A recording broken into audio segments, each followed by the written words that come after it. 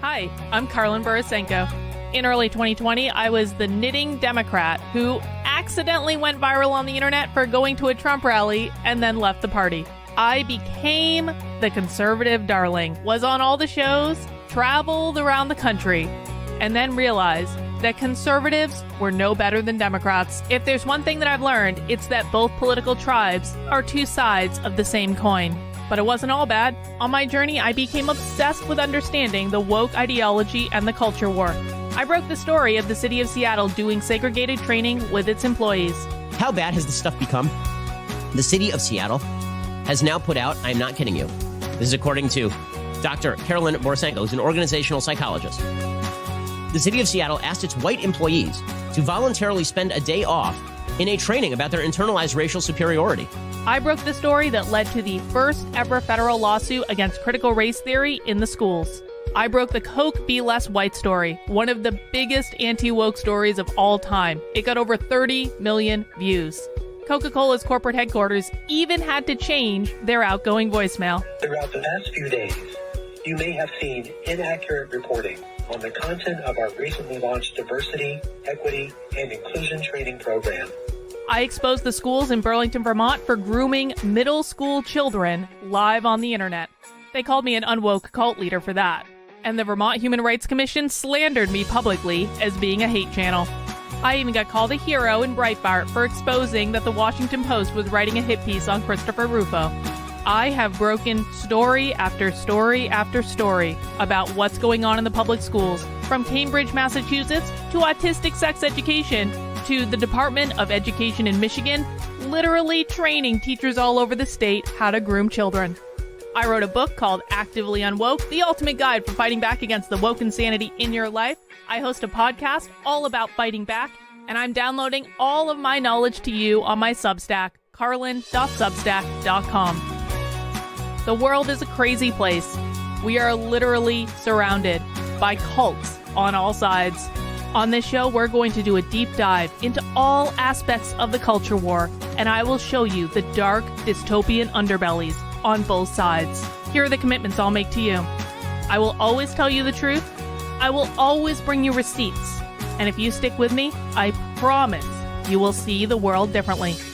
Welcome to the cult. Please mount that like button for me and subscribe if you feel so inclined.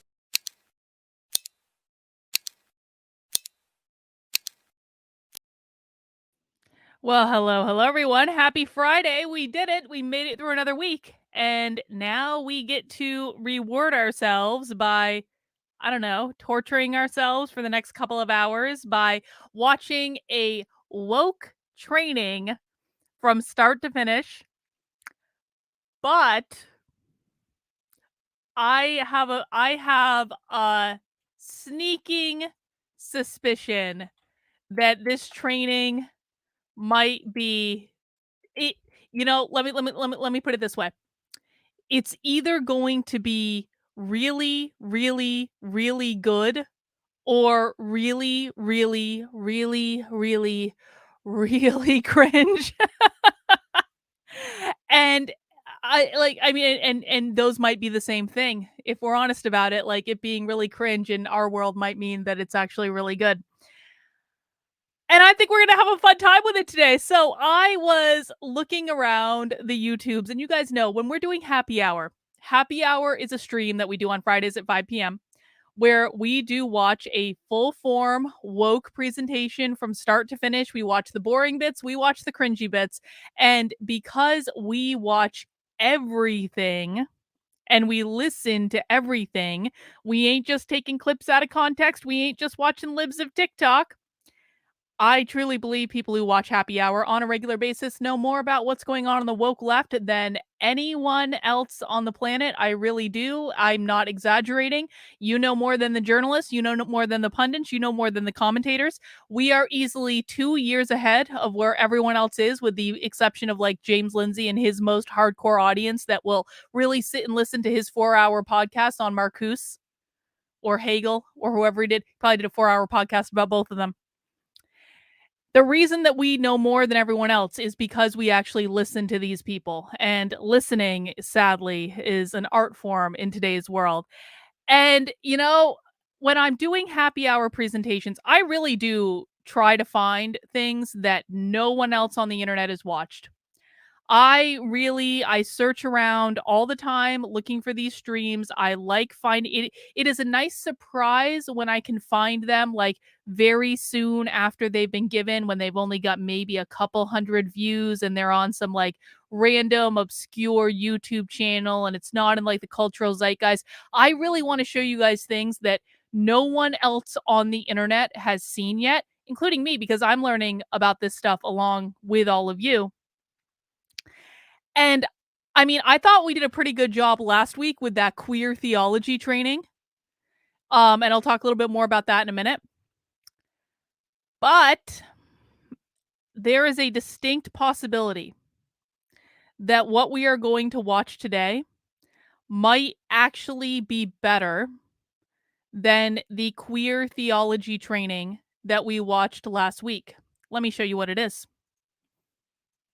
Let me show you. It is a presentation that was given at Stanford University at the Haas Center for Public Service 2 months ago, so still pretty new, called Queer Imagination and Public Education. Let me read you the description. So it was actually from 3 months ago. It was from April 19th, 2023, but they didn't upload it until YouTube to a little bit later. Genderqueer creative Jacob Tobia, let's just remember that name, Jacob Tobia, joined the Stanford community for a series of events designed to inspire attendees to live as their authentic selves and advance policies that allow queer and trans folks, FOLX folks, to do the same. This keynote is the culmination of those conversations. This event was hosted with generous support from the Stanford Neighborhood Tea Council, Clayman Institute for Gender Research, the Graduate School of Education Dean's Office at Stanford. Do you guys remember how I keep telling you that they have completely taken over the Graduate School of Educations? They paid money for this.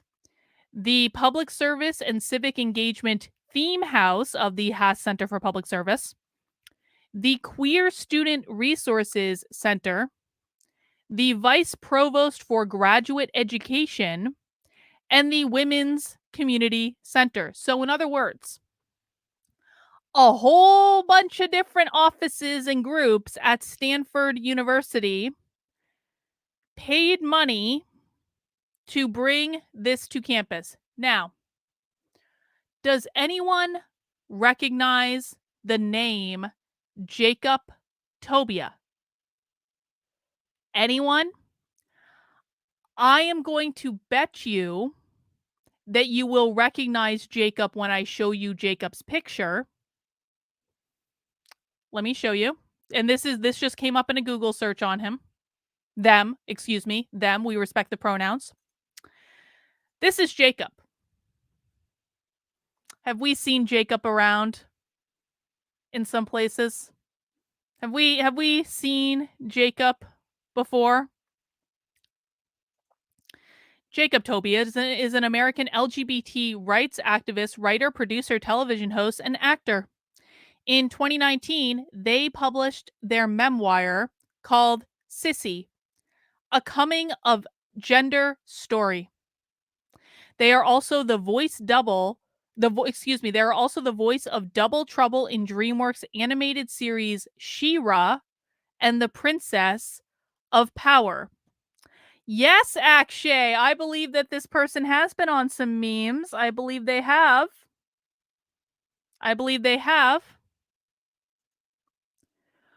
Why don't we just take a quick gander at Jacob's Twitter account? Just because.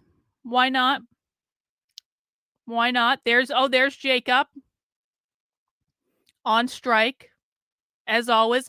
Brian, edibles are going to be an excellent idea today, I think. I mean, I hope you took them. I hope you got like a fast acting one. You don't want to wait the full like 90 minutes. You want that like 5 to 15 minute range activated ones, I think. Here we have them in a pride parade. Let's see. What else is going on in their Twitters? I really didn't look at this before. Can someone teach me how to capitalism better? Not very good at it. Okay, well, So essentially, Jacob is a little bit of a character. And on April 19th, 2023, a whole bunch of offices at Stanford University paid Jacob what I'm going to bet is probably a lot of fucking money to come to Stanford to teach them about queer imagination and public education. And as of this moment, less than 300 people outside of Stanford University have watched this. You're welcome. This is the type of service you get on my channel where you get to nowhere else. This is why all of the pretend grifters in the anti-woke space have to resort to stealing my shit. Sometimes while I'm actually conducting the stream live, they're like live tweeting it, pretending that it's theirs. I see you, Odin's men. I do. Don't think I frickin' forgotten about that.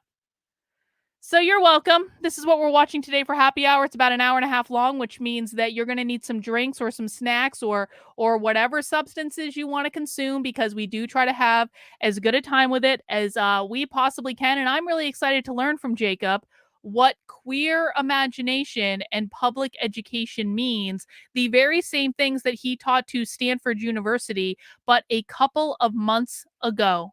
But before we get into that, we do have a couple orders of business. First off, I do want to make sure everyone has their gender queer bingo card. Let me pop that link in the chat. There it is over on the YouTubes, and I'll pop it in the chat over on the Rumbles as well. There we go. Thank you for guys on Rumble for watching. I'm going to pop out the chat so I can actually see the Rumble chat on my screen. So if you guys want to chat in, I'm going to be able to see that. I appreciate you guys watching on Rumble. In order to play genderqueer bingo, you click generate card. Oh, there we go. And then you get your free square in the middle. And then we're going for lines or we're going for corners. If you get a bingo during happy hour, please just shout out that bingo. You won't win anything, but it is a way to just have a little bit of fun, keep ourselves engaged with the content, make sure we're actually listening and paying attention, because sometimes it can be a little easy to go off to sleep. And if you get that bingo, shout out bingo in the chat, and we will all give you a hearty round of applause. And then once we get one bingo, we are going for blackout to bingo after that, and we'll see how it goes today. Genderqueer bingo does tend to be a little bit more successful than like race bingo or socialism bingo. So we'll see how that goes. Also, I do want to remind everyone, please make sure you are subscribed to my Substack. If you did miss last week happy hour, you can go over to this article that I posted on the Substack just the other day called Queer Theology, God is Kinky. Have some BDSM kink with your God. That is a summary of what we learned for last week's happy hour, which was, let's just say, rather eventful. When I picked out last week's stream, I was genuinely not anticipating watching a 2-hour video about how to have the best BDSM kinky sex with God that I could have. But that apparently is what queer theology is and what queer theology means. And I do appreciate the Toronto School of Theology professor who taught that workshop for teaching it to all of us live on the internet so we could all enjoy it. Just as a little update, I did post a Twitter thread about the queer theology workshop, and wouldn't you know it, but the Toronto School of Theology professor who taught the workshop then made her Twitter account private. I can't imagine why she would have made her Twitter account private just because I accurately quoted her on the internet and showed you clips of things that she said about talking about the ecstatic nature of having sex with like the Holy Spirit and finding kinky Christian sex clubs. Just because I accurately quoted her live on the internet, I just don't think that's any reason to make your Twitter account private. If you are proud of what you think, if you stand by what you think, then you should really have no problem with someone accurately quoting you on the internet. And literally, like, I show full form clips, man. I'm not cutting things out of context. You can have the full context if you want. I don't mind doing that, Natalie, Reverend. Anyway, if you want to see what we all had to see last Friday, which we could not unsee, and so we had to share it with the world, you can head over to the Substack, which is Carlin, Karlyn.substack.com. Let me get my little ticker banner up. There we go. And you can find that in the God is Kinky article. Also, as a side note, one of the things that Reverend Natalie said in last week's happy hour presentation is she was talking about queering the concept of time. And we've actually seen stuff like this before. Do you guys remember? Let me click into this article. You guys remember this assumptions of whiteness, white culture in the United States graphic that appeared in the African American Studies Museum a few years ago? They actually labeled time as a component of white supremacy. And so, because our favorite queer theologian, Natalie, was talking about how time needed to be queered, and we already knew that time was a component of white supremacy, I wrote this essay last night to explain explicitly why the woke left is saying that time is a white supremacist concept that needs to be queered. Because believe it or not, and I know this sounds funny, there is actually, in the strange world of the woke left, a logic behind this. There is actually a reason that they believe this.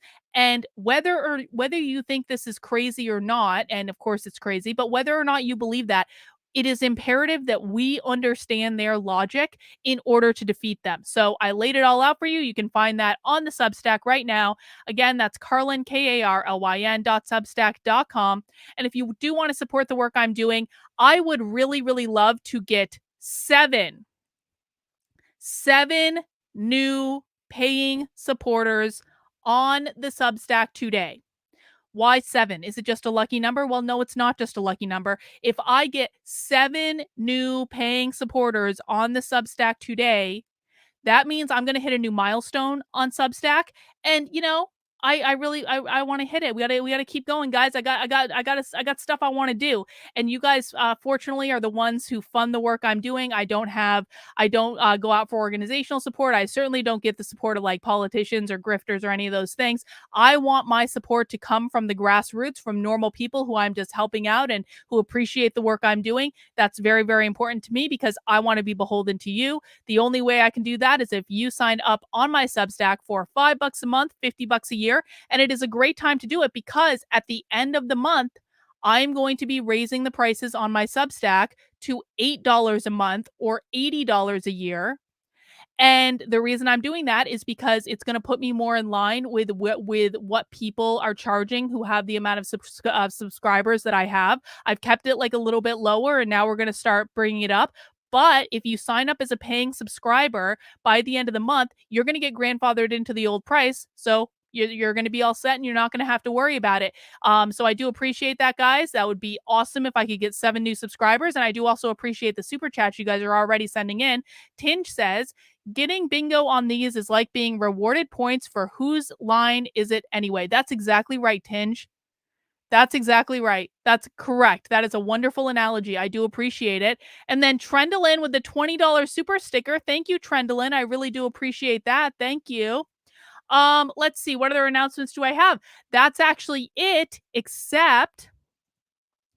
Oh, actually, no, let me go back one more time. So you do get some benefits to being a supporter on my Substack or on my locals or on my Patreon if you want to be a supporter on another medium as well. But 2 of the benefits are, number 1, we will be doing a Bitchcraft call tomorrow, which is Saturday at 3 p.m. Bitchcraft is a private Zoom call where we can bitch and we craft, and you can bring any craft. I, of course, will be knitting as the far most superior of all crafts, but you can bring your sewing, you can bring your quilting, you can bring your coloring, your drawing, your painting, your needlepoint. You can clean your gun, you can fold your laundry, you can even do crochet if you really want to. I might make fun of you if you do crochet because it is far inferior to knitting, but if you really want to do your crochet, you're more than welcome to do it. And we'll be doing the Bitchcraft call tomorrow at 3 p.m. I will be sending out a Zoom link for that. And of course, Sunday is movie night in my supporter Discord when you do become a paying supporter on my Substack or my locals or my Patreon, whichever one works best for you. You will get invited to be a member of my supporter Discord.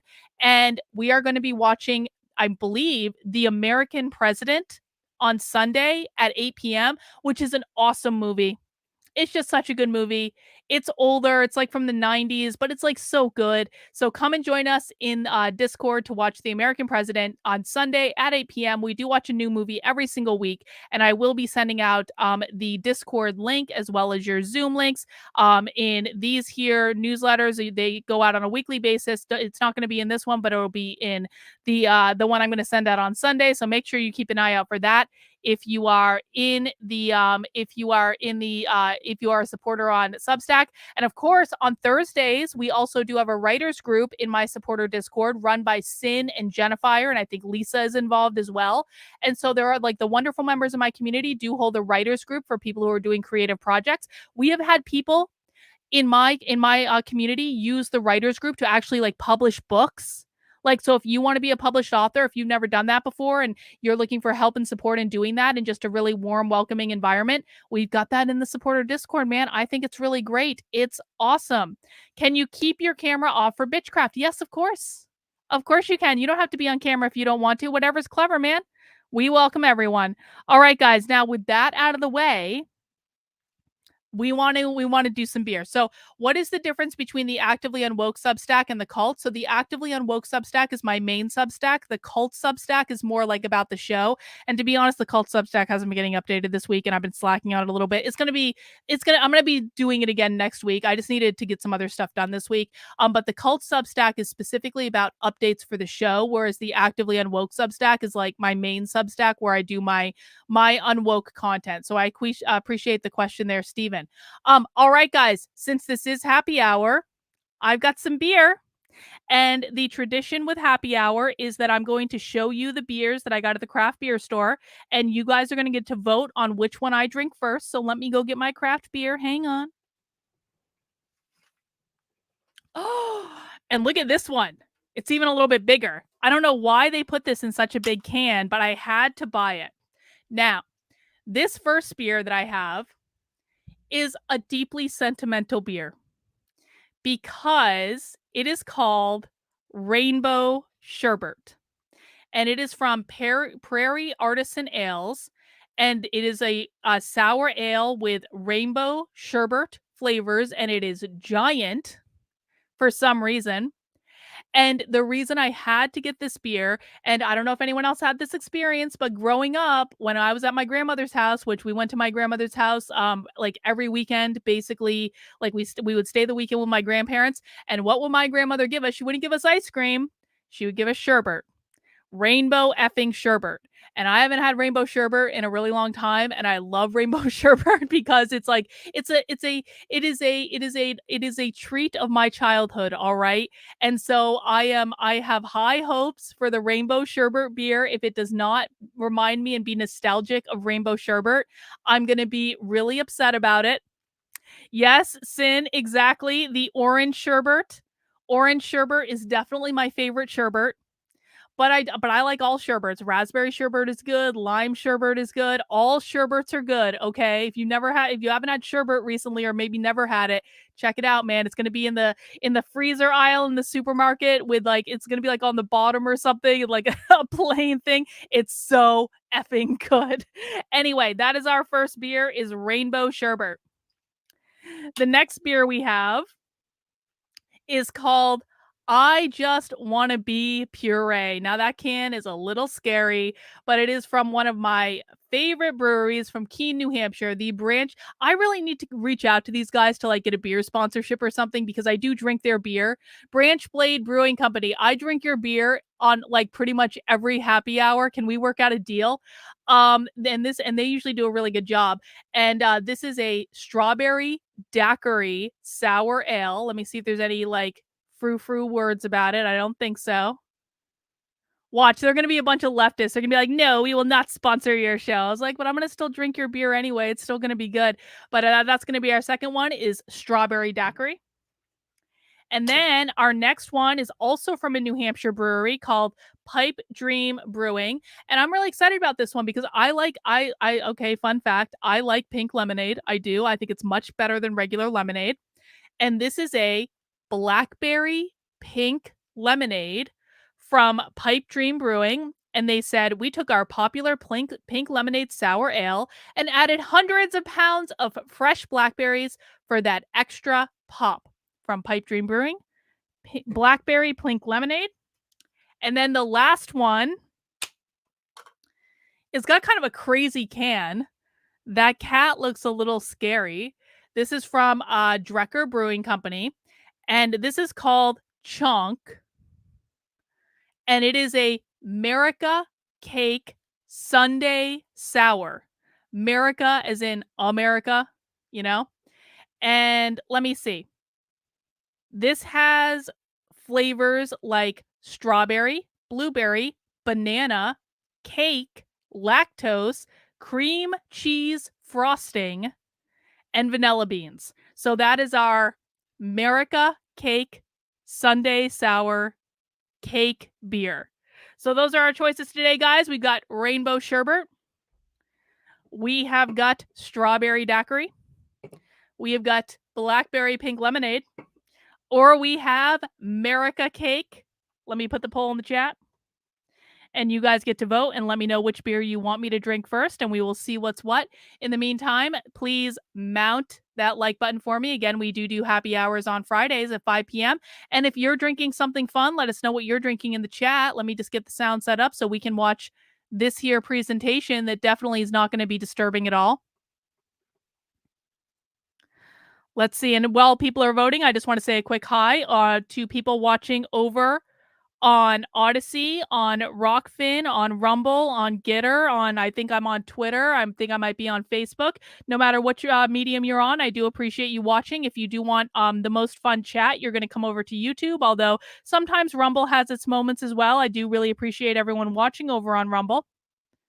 And as a reminder, we will be live for Socialism Saturday tomorrow at 6 p.m. So we go a little bit later on Saturdays because it's my weekend too. And so remember to come back for that. All right. It looks like rainbow sherbet. Clear winner. Let me just put these other beers away. Thank you guys for indulging a treat of my childhood.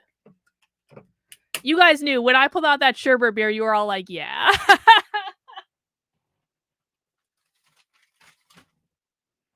I cannot believe how big this is, though. It was like I could either get a little one or a giant one. Of course, me, I'm like, just give me the big one, like whatever. The big one is always preferable to the little one. Pro tip. All right, but I do have my giant wine glass, so that'll be okay. Let's see what color this is. Oh, is it clear?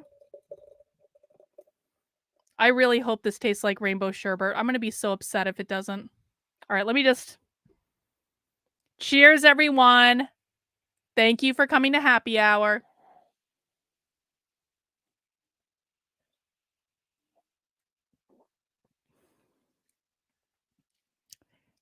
It does remind me of rainbow sherbet. It does. They did a wonderful job. Oh my God. I love this beer. It's got all the flavors. It's definitely got that like raspberry. It's got that little kick of lime. I think I've even got some orange. I already just spilled it on myself. That's just great.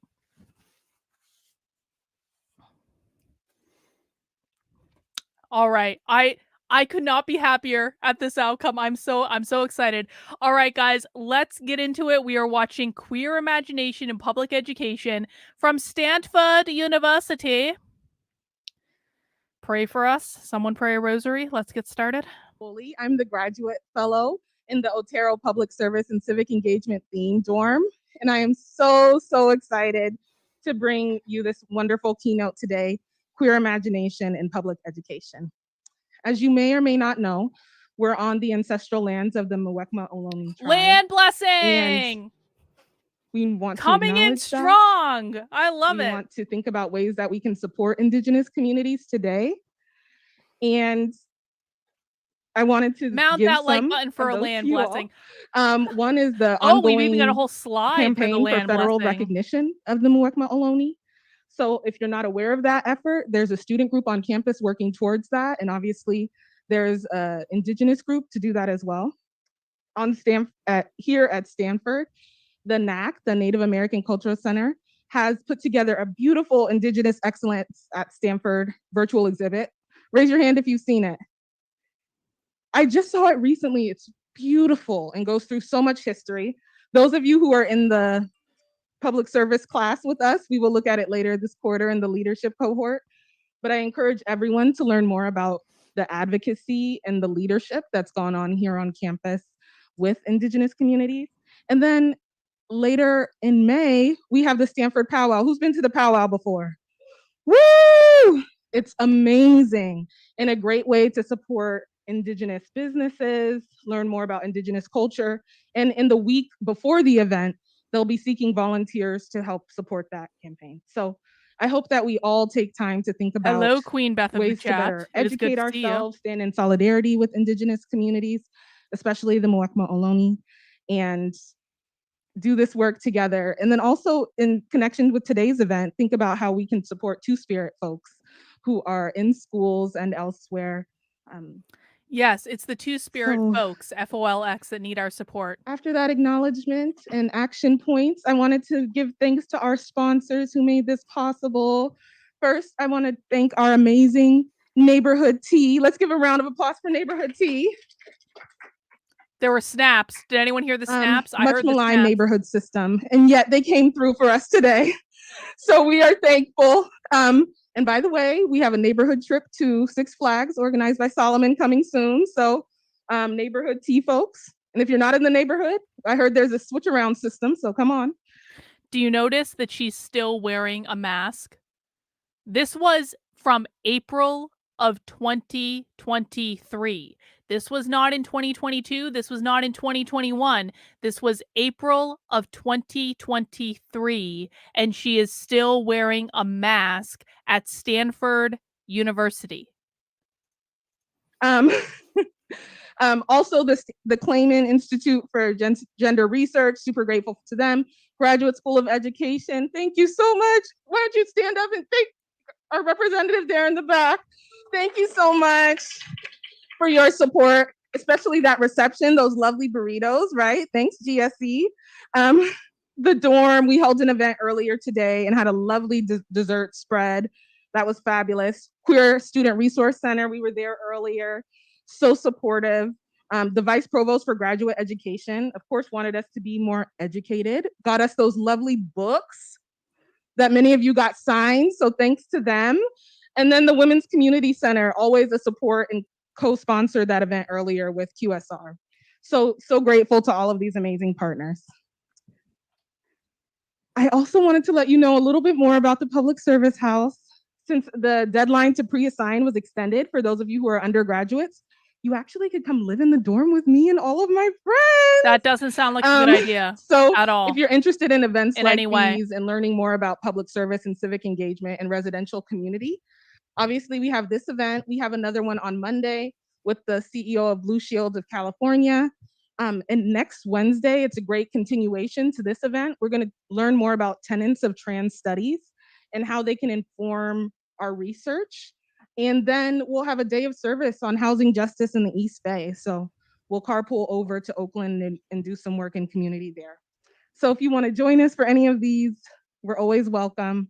And it's a great way to learn, maybe if you'd like to pre-assign and live with us. Truman Scholarship. I have a lot of announcements. I know normally people do these at the end, but we're just going to keep it rolling. The Truman Scholarship is how I met Jacob 10 years ago. And Jeff, our classmate back there, who's an MBA and MPP student. And it's a great community of public service scholars from across the United States for folks who are going into their junior year. So if you'd like to learn more about the community that brought Jacob and I together, please join us on the 24th. We'll have a great panel, again, from 6:30 to 7:30 p.m. And with that, I'm done with my announcements, and I'm happy to pass it over to one of our wonderful residents. I don't think that sounds like a good idea, James Jones, but you do you, and I do appreciate the super chat. Thank you. Queer food. Well, some people said this is queer beer, so cheers. Right. My name is Adrian Smith. I'm a freshman here in Otero. And it is my honor and privilege today to introduce Jacob Tobiah as our keynote speaker on queer imagination and public education, which specifically surrounds how we can best support LGBTQ plus folks in schools in this time of queer crisis.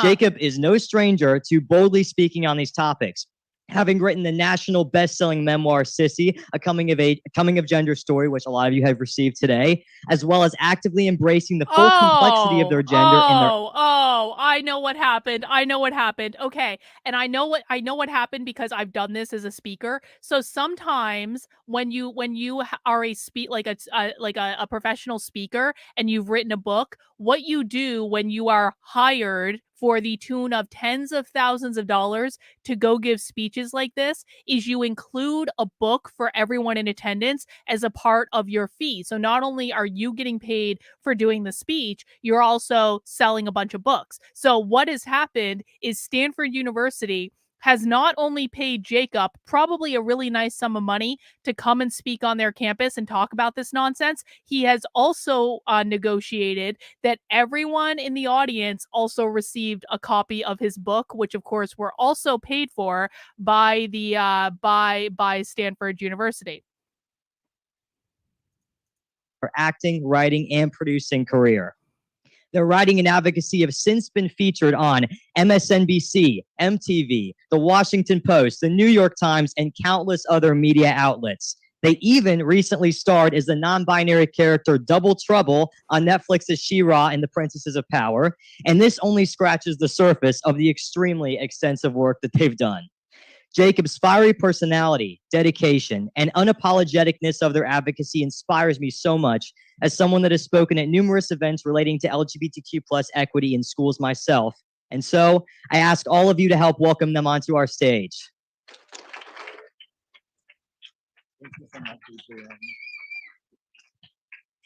Oh, Jacob, a little toned down for this. Okay. Well, hello there. Oh, goodness. First off, I just gotta say it's sort of a dual thing for me to be back on a campus like Stanford, because it's not the exact same, but I went to Duke for undergrad, and I'm gonna perch here like a cool professor. You know what I mean? Like, you know, the ones who are like, I'm not. I float around.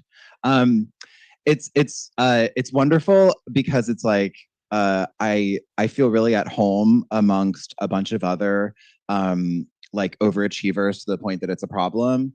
And I just gotta say, like, most people just pull the bio directly from the website. And then like Adrian did a full rewrite, like added some details, added some context, made it feel more spoken, you know? So it's really wonderful to be in company where I'm like, y'all have the same complexes that I do. You're all trying too hard to prove something. And it's really nice to be back in good company. At least he's self-aware. In that regard. And if you feel called out. Self-aware, whatever. What can I say? It's also a little weird because it's like, okay, I'm back in like a bougie college, and anti-capitalism and being here, it's just kind of like, whew, what money built this? And so that's a feeling. What money are you getting paid with, Jacob? What money bought the book that you wrote that now every member of your audience has? What money paid for you to be there, bro? Also, there's the feeling of being like kind of a non-binary elder at this point, which is weird, but queer generations, we were talking about this earlier, like queer generations run fast these days, right? Like they are quick. And I'm like 4 generations above some of you already. But I know that I'm doing okay because, you know, I was like walking around campus earlier and like doing that thing that I do when I'm like back in you're back in a college environment. So your brain instantly goes back into college age. And then my brain like undoes the like decade of personal growth and like learning to feel totally confident in myself. And then I'm just like, oh God, what are all these like college boys thinking about me? Oh God, are they looking at me because they think I look good? Or are they looking at me because they think weird? I don't know what's happening. You know, like you get back into that headspace pretty easily. And so I was like wondering, and it's especially overwhelming at Stanford because all you motherfuckers are on bikes all the time. And so it's a very quick drive by. And I'm just like, was that a hateful glare or a nice one? I don't know. But this wonderful, amazing, like, I don't know, little like dude with some curly hair, like biked by and was just like, it's a fire fit. And I was like, I'm honorary Gen Z now. It's official. Like, she did it. You know what I mean? She accomplished her dreams and her goals are all realized, and I feel seen because my true gender identity is like Gen Z, they, them. But just vis-a-vis, like, you know, y'all do anti-capitalism on TikTok better, and I like that.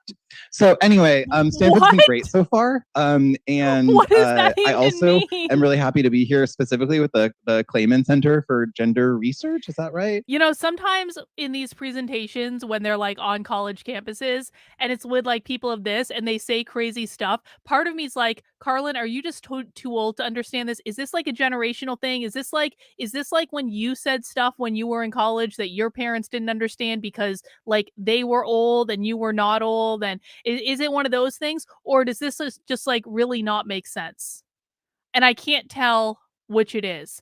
How much is Stanford's tuition? I'm gonna bet at least $50,000 just for tuition, and that doesn't count room and board and all like the extras. I'm betting you're looking at least $80,000 a year.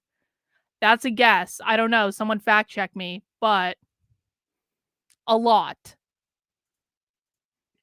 Because they were the first place ever that I found out had signed my book for a class. And I would like, I think it was like summer reading, but like in like 2020 or 2021, like something. And I got that email and like, I picked up the phone immediately. I called my mom. I was like, Mom, they're reading. I sent an email to my like editor. I was like, they're reading my book at Stanford for class, Mom. I think I did something right. So it's really cool to be like here in the flesh. I sort of, when I found out that y'all were doing that, I was like, I hope I get to go there and talk to people someday.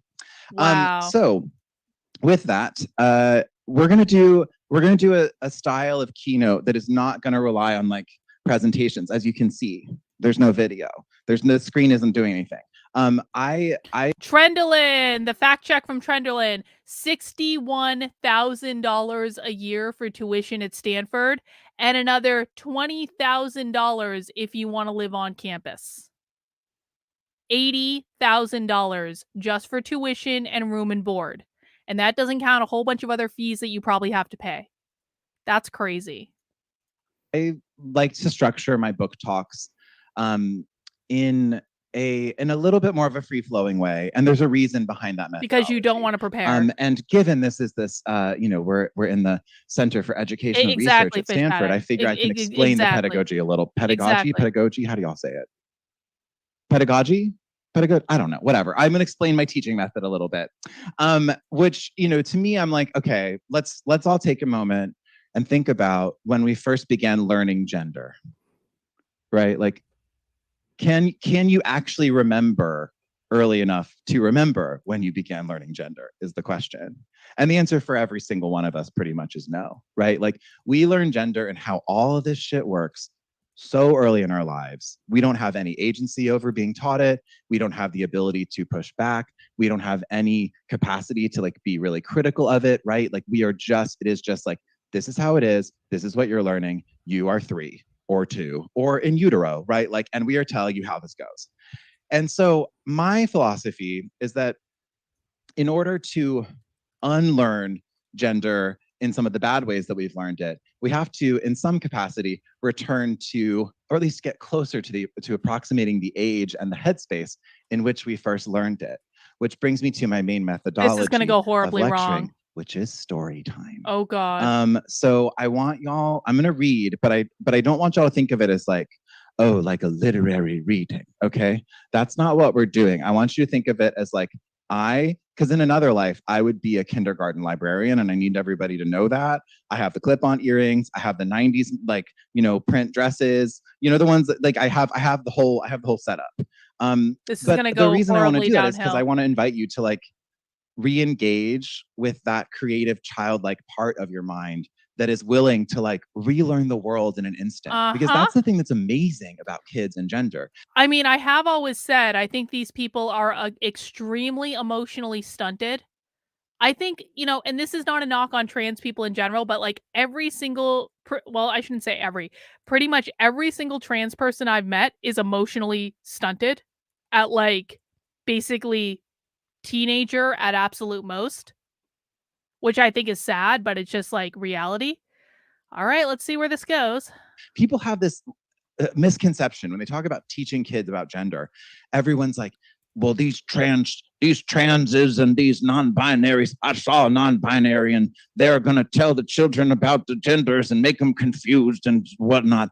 And it's frustrating to me because, in fact, the part that's confusing is the gender binary. Oh, Like, really? teaching that to children. Really? You're teaching at Stanford University that the part that's confusing about gender is that there are men and women, and not that you guys want there to be an infinite number of 86 bajillion different genders, and that you can change your gender on any given day, and that your gender is kind of related to like stereotypes, but not really. Like it's like you think the gender binary is the thing that's the most confusing. All right.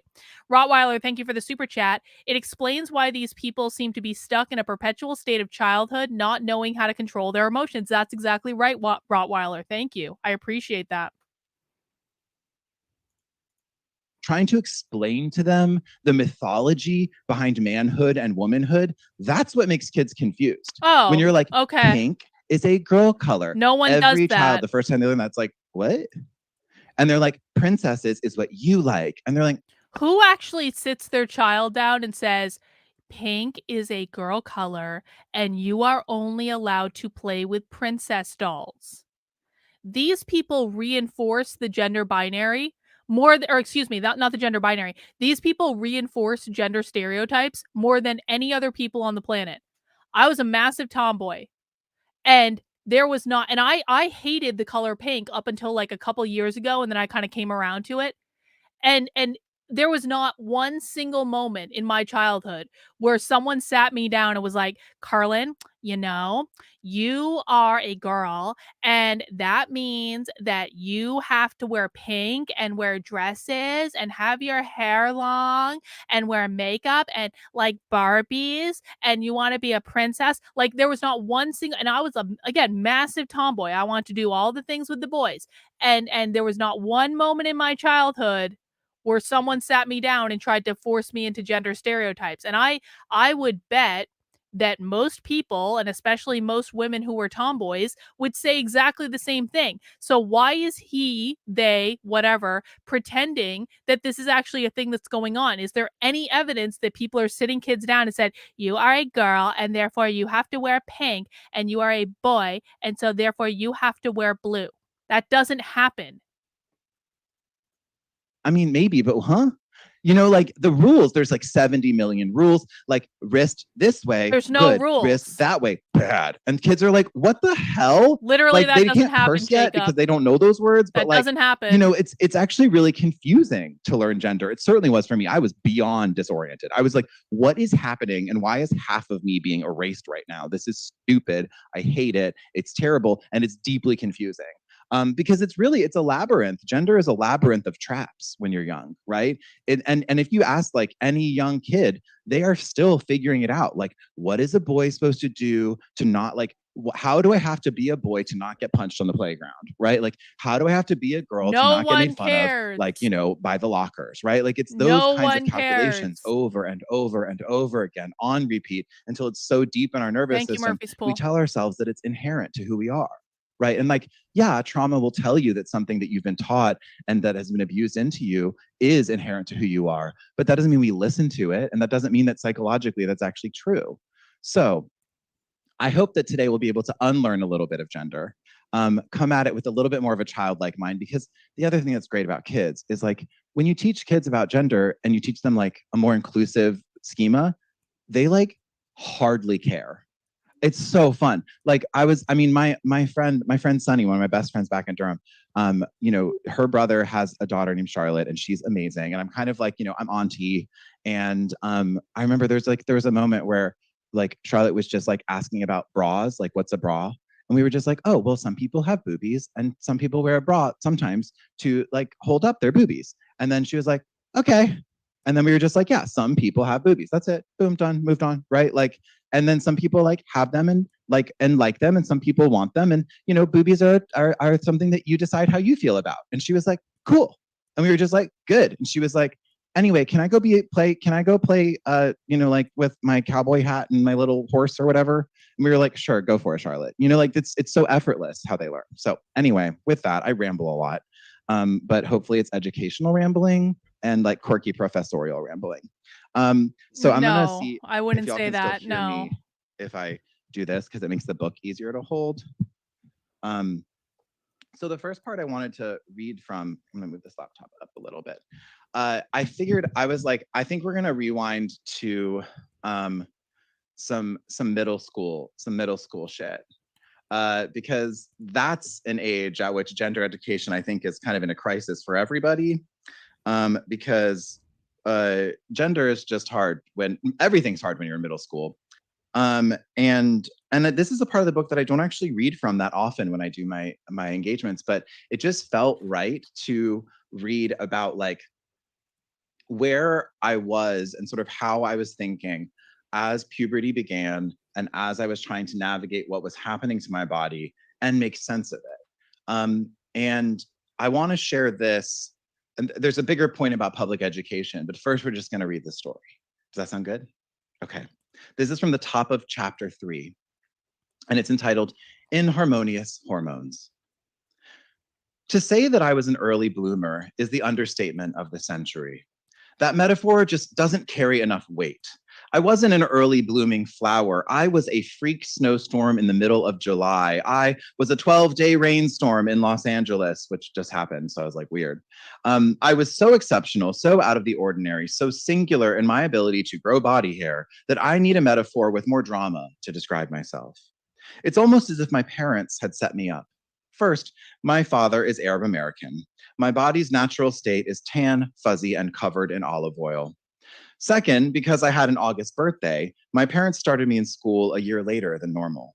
Then they knew I would either be one of the youngest in my class or one of the oldest, and they thought it was safer for me to be almost a full year older than many of my peers. I ask my mother about that decision to this day, convinced it had something to do with her knowing that I was super queer and wanting to be sure that if I was going to be so obviously homosexual, I could at least be older than the other kids as protection. She says that had nothing to do with it. When I ask her about it, she matter-of-factly says, "You were either going to be the oldest or the youngest, and we thought it'd be better for you to be the oldest." I think there's more to the story. And if it wasn't my glaring queerness that inspired my parents to start me late, maybe it was because my mom loved having me around the house so much that she didn't want to let me go. That's probably it. That's what I'll tell myself. Being older and having Middle Eastern roots was already a 1-2 puberty punch. Add the fact that, surprise, I'm trans, and the story becomes nothing short of comical. I have no choice but to have a sense of humor about the whole thing. For many gender nonconforming and trans folks, puberty feels like a death sentence, the beginning of the end. Your body starts to change and everything suddenly feels wrong, and your whole world is turned upside down. In retrospect, Do these people really not understand that puberty sucks for everyone? They really don't. They have no conception of the fact that, like, trans people are not the only people who feel awkward AF during puberty. Your whole body starts to change for everyone. You are not special and unique snowflakes. I kind of hate my puberty. I sort of loathe it. I wish I'd grown up 10 years later than I did after the trans tipping point. Like, what do they think that puberty is like for, like, not them? Do they think it's like you're skipping through a field of fucking flowers? Like, I mean, seriously, what is their conception for, like, what other people experience during I'm sorry. They don't think about other people because they're only focused on them and them being the most victimized people in the history of the world. That's right, Beth, because they're the center of the universe. No one else has that experience at all. So I could have gotten maybe on hormone blockers, thought through some things, and perhaps made a more informed decision about how my body was going to progress. I hate watching little kid Jacob squandering their ability to slow down their biological process. I want to buy them a chance at least considering transitioning physically with a little less electrolysis. I want to put on a really cute skirt, hop in the DeLorean, go back to the past, slap my 5th grade self in the face, and just be like, "Hey, you, stop this puberty mess. You don't want it. Trust me." And then, just as my time machine is running out, cry, You'll have back hair by the age of 26. Save yourself. Really? But to say that I begrudged my puberty as it was Really? You want to make the argument that kids in 5th grade should be able to make the decision to sterilize themselves because you don't want to have back hair by the time you're 26? Uh-huh. happening just wouldn't be right. Honestly, I was way too busy being horny 25 hours a day, 366 days a year to even think about my gender identity. When testosterone hit my system, it hit hard, if you get my reason drift.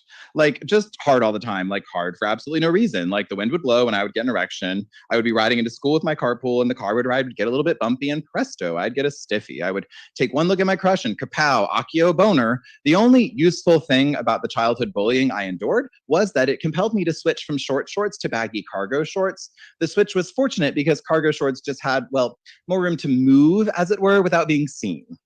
The worst part was that my voice started changing. And when it changed, it dropped. Over the course of a year, wait, I need to re-give that line. And when it changed, it dropped. Over the course of a year or so, I went from a boy soprano, the highest women's vocal part, to a solid bass, which is the lowest men's vocal part. I went from being able to hit a high C 2 octaves above middle C to barely being able to hit middle C. I went from being a talented and skilled singer with an exceptional range to being a clumsy one who could no longer sing pop music. I pretty much had to give up the idea of being a diva. If my voice had changed and I'd landed as a tenor, I could have still been a front man. I could have, or a front they. I could have still sung solos in church and praise band and school choir, but being a bass is being condemned to melodic obscurity. No pop music is written for basses. No lead parts in musicals are written for basses. In the choral world, basses get fuck all. Being used to getting any soprano solo I wanted. I cannot tell you how crushing this was for my fragile, fragile little ego.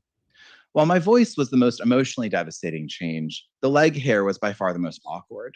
Not because it made me feel dysphoric per se, but because it set me so far apart from the other kids my age. My shins and calves were pretty much covered in leg hair by about 5th grade. It felt shameful to be the only person in my grade with hair on their legs. I was scared to wear shorts for a full year before my friends began catching up body hair wise, though many of my classmates didn't get real leg hair until well into 8th grade. Looking back on my developmental advantage, I am split in two. On one hand, I wish puberty hadn't been so intense for me. I wish I was one of those blonde, skinny, relatively hairless types who can actually pull off androgyny without immediately looking like a man in a dress. I wish I had one of those waifish, hairless, sleek bodies that look good in fashion magazines and on runways. Watching my puberty from afar, it's hard not to feel like my body was just getting uglier, less desirable, less conducive to my future safety, career, and romantic success. By the same token, I can't help but be grateful for how my body changed. The fact of the matter is, throughout the entirety of middle and high school, my body was always more masculine than those of my peers. Even into college, I had the most masculine body in school because I had leg hair from 4th grade onward, because my voice changed in 6th, because I was 6 feet tall by 7th, because I started shaving in 8th, because I had chest hair by 10th and belly hair by 11th. Because of all of those things, I was safer. I was less of a target. Hang on. I want to be really clear about something. Vision says, I'm sorry, but I'm really having a hard time having an open mind about this dude. I'm just thinking about all the kids he's going to F up because of his mental issues. No one asked you to have an open mind. I want to be very, very clear about the purpose of things like Happy Hour and Socialism Saturday. No one is asking you to open yourself up to changing your mind to whatever his or theirs ideas are. No one's asking you that. What we are doing here is listening to them. You can listen to people that you disagree with. You can listen to people that you think are awful people. You are perfectly capable of doing that without changing your mind. And the thing of it is that the fact that people don't listen when it comes to people they disagree with is why we are so fucked to begin with. if people would just sit down and try to understand the perspective of the other side, we would be in a much more advantageous position than we're in right now. The problem is that people on both sides are refusing to do that, are making assumptions about what the other side is saying, what the other side is doing, what the other side thinks, how the other side sees the world. They're all narcissists, they're all this, they're all that, they're all mentally ill, they're all this, they're all that, but no one is actually sitting down and listening to what people have to say. The purpose of this exercise is not that you have an open mind, is not that you change your mind, is not even that you have empathy for them. It is that you listen to what they're saying so that we can understand them, because we cannot defeat an enemy that we do not understand. Let's see. Laura, welcome to your first happy hour. Everyone welcome Laura to happy hour. Cheers, Laura. We're really glad you're here. Hang out for a while. For others. My body provided protection and a stable identity, despite the fact that I was so obviously feminine. Many feminine of center boys and teens are bullied consistently throughout their entire adolescence, but for me, the bullying stopped as soon as I had body hair. Yes, it set me apart and made me feel a little bit like a Yeti, but my physical body kept me safe where my gender identity was so uncertain. I'm sure my classmates looked at me with some frequency and thought, Jacob is really feminine, huh? But that thought was almost always countered with, but he's already shaving. The irony of this protection is not lost on me, because the thing that kept me safe as a teenager is exactly what puts me at the greatest risk today. Being gender nonconforming and existing in public is tricky for everyone. But it is especially tricky for male-bodied people whose bodies are very, well, male. For people who have more androgynous body types, less body hair or less facial hair, you can sometimes wear a dress without eliciting too much unwanted attention. But for those of us who have full-on facial hair, semi-permanent 5 o'clock shadow, fully furry legs, and a hairy chest to boot, there's never really any blending in. Even when I wear a dress and heels, no one looks at me and mistakes me for a female-bodied person. And that often makes walking in public an unsettling experience. People stare at me so much, I don't notice it anymore. People yell faggot or tranny or what is that or what the fuck at me so often I don't even really hear them. A chorus of bigotry so constant and perpetual that it becomes background music. So while the masculinity of my body would come back around to bite me in the ass, for the time being, I was safe. Safe and extremely confused. I didn't know what was happening to my body. I didn't understand all the changes, and I didn't have the internet quite yet. So I couldn't just Google it or watch how to be trans and get through puberty and look totally cute in a YouTube tutorial like kids do today. Instead, I got my information the old-fashioned way. My parents gave me a book. The book was called Puberty, Puberty, Puberty, Puberty for Boys. And then I have a little footnote which says, obviously, this was not the actual title of the book, but I'm not about to pay HarperCollins $10,000 to use the real title. Besides, I think my fictional title is funnier. They wanted 10 grand for me to just use the title. I Stupid. Strongly on the cover there was a doubt picture of that. a dad and his son I tossing around, like, as if that's strongly like the doubt book that like everyone's gonna be like, oh yeah, that's the book. I'm like, calm down. It's a puberty, chill. On the cover, there was a picture of a dad and his son tossing around a baseball. The son had a bowl cut. The 1988 edition that we had in my house, acquired from a used bookstore at Raleigh-Durham International Airport, was special because it had a big orange sticker on the top right corner of the cover proclaiming that it now comes with information about AIDS. It was the most scandalous book in our house. My brother had been given the book 3 years earlier when he began his hormonal journey, but with strict instructions not to let me read it under any circumstances, which of course meant that I wanted to read it immediately. My parents didn't give me the book until 2 years later, but when they did, it was like uncovering the Holy Grail. All of a sudden, I had the power, the knowledge of good and evil in my hands. I poured through the entire book in a day. Most of it was pretty boring and medical, but neat enough. I thought it was interesting, for example, that my testicles hung at different heights so that they wouldn't smush up against each other so much. I also thought it was pretty cool that I could produce millions of sperm a day. But nothing excited me as much as a section about sex. It described in detail what heterosexual sex was, how heterosexual sex worked, and how to know if you were ready to have heterosexual sex. It even had a few diagrams, which I found thrilling, especially the one of an erect penis inside a vagina. But most important, it had an entire section about sexual orientation, and specifically about homosexuality and bisexuality. And I'm reading from the book now. It's formatted in the actual book. You can look at, but it's like, this is from the book, this excerpt. Homosexuality. When we talk about sexual desire and romantic attraction, there is one topic that always seems to come up: homosexuality. The prefix homo means the same. So being a homosexual means that you are attracted to other boys and men like you, that you fantasize about, crush on, or spend time daydreaming about people who are the same sex. Go on. Oftentimes, young boys are made fun of or taunted because they are perceived to be homosexual. These insults and slang terms lead many adolescent boys who are experiencing homosexual feelings to be concerned that their feelings might not be natural or acceptable. You may have heard that many people believe homosexuality to be wrong, immoral, unnatural, or a sign of mental illness. Wait, no one said that to me. People say that? What? Some religious and community leaders consider homosexual feelings to be a sin. Historically speaking, homosexuality has been classified as a mental disease that only a doctor or psychologist can treat. There you go, talking about mental illness again. If it's not a mental illness or a sin, then do you really have to bring that up so often? I'm in 5th grade and reading this in 2002, so you can trust that I already have enough negative associations with gay people. Reading about this mental illness and sin stuff is not that helpful, to be honest. But many of these views and opinions are now changing. Okay, way to bury the lead, sheesh. These days, there are a lot of people who feel that homosexuals are natural, normal, and socially acceptable. Stop doing this in the chat. Guys, I have 2 rules in my chat. Number 1, don't be a dick. Number 2, no whining. I am asking you to stop doing this in the chat. Stop spamming my chat. Do not ask that in my chat. I am not going to allow it. If you want to participate productively, you are more than welcome to do that. But saying like kill yourself, no. F right off with that. Not acceptable.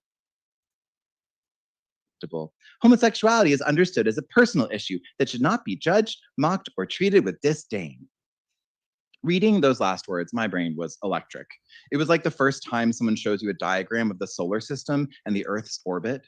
You've spent your whole life watching the sun go up and down in the sky, the moon mysteriously changing shape. You know anecdotally that celestial bodies move, that they shift.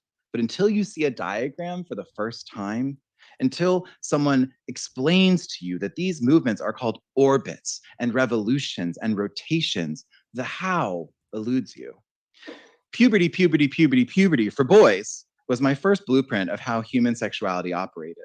Suddenly, the urges and feelings I'd been experiencing had scientific. Do not come into my chat and ask if it's okay to tell people to kill themselves and then say that I reprimanded you too fucking harshly. Names. I was no longer jacking off, I was masturbating. I was no longer gay or queer, I was homosexual or bisexual.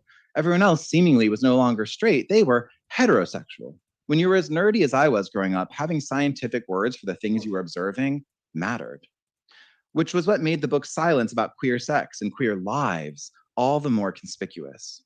In the present, the book strikes me not only as outdated, but alienating. Reading it now as a queer and trans adult, the subtext of the whole thing makes me cringe. Other than that small section, queer people are hardly mentioned. While the book does mention homosexuality in a non-stigmatizing way, it is represented as the exception to the rule, a type of attraction that is not the norm and accordingly not worth spending much time on.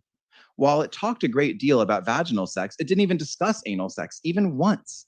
It only referred to it ambiguously as a very high-risk sexual act which results in large numbers of homosexual men contracting AIDS. And that was only in the introduction, which was written for parents. The entire book assumed that its reader was straight. While it told me that who I was sexually was natural and perhaps okay, it didn't really prepare me for what life was like as a gay person. And where it only minimally served me as a young gay person, it completely failed me as a young, gender nonconforming trans kid. Like much of the world in 2003, and certainly in 1988 when the book was written, it was completely silent about trans and gender nonconforming people. So yeah, that was a slightly longer section, but the reason I wanted to read that, there were a few reasons. Because I think it's kind of silly and quaint in a way, right? Like it already feels like it was from, I mean, it was from a different century, but it feels like it was from properly a different century, like 100 years ago. You know, the idea even that my access to knowledge about queerness and transness and my gender and identity and all that stuff, that could be limited by what I could physically access or what I could be told by other people IRL who I knew. I mean, that idea is already just completely obliterated. And even, a few, like, it was like maybe a year or two after I got that book, like I got my dad's old laptop, right? Like a ThinkPad, and had the internet and could get on there and read some Smallville/fan fiction all I wanted. That did not get a laugh. And wow, just it's fine. It's fine. I'm just like, clearly y'all didn't watch Smallville. I'm old as hell. It's fine. Tom Welling is a dream. But yeah, like, it's like my access to information completely changed. I could get on AIM with my friends. I could go on like gay Fucking chat AIM. rooms in AIM and God. pretend that I was like, 20 if I wanted to, right? Like all this information was at my fingertips. And I think that I want to use this as a little bit of an allegory and a little bit of a way to reframe some of Okay, this is gonna sound like a really silly question, but like, do like chat rooms still exist? Is this something that still exists on the internet somewhere? Like, where people just go and, like, anonymously, I mean, I guess you could say, Carlin, that's Twitter, but no, I'm talking about, like, the functionality of, like, a chat, of, like, the chat that's going on, like, YouTube right now. Like, does that sort of thing, like, outside of, like, I mean, like, where? Because, I don't know, a Discord, I guess. I mean, that's a fair point. No, I'm not talking about a message board like Reddit. I'm talking about an actual, like, chat room. Discord is not a chat room.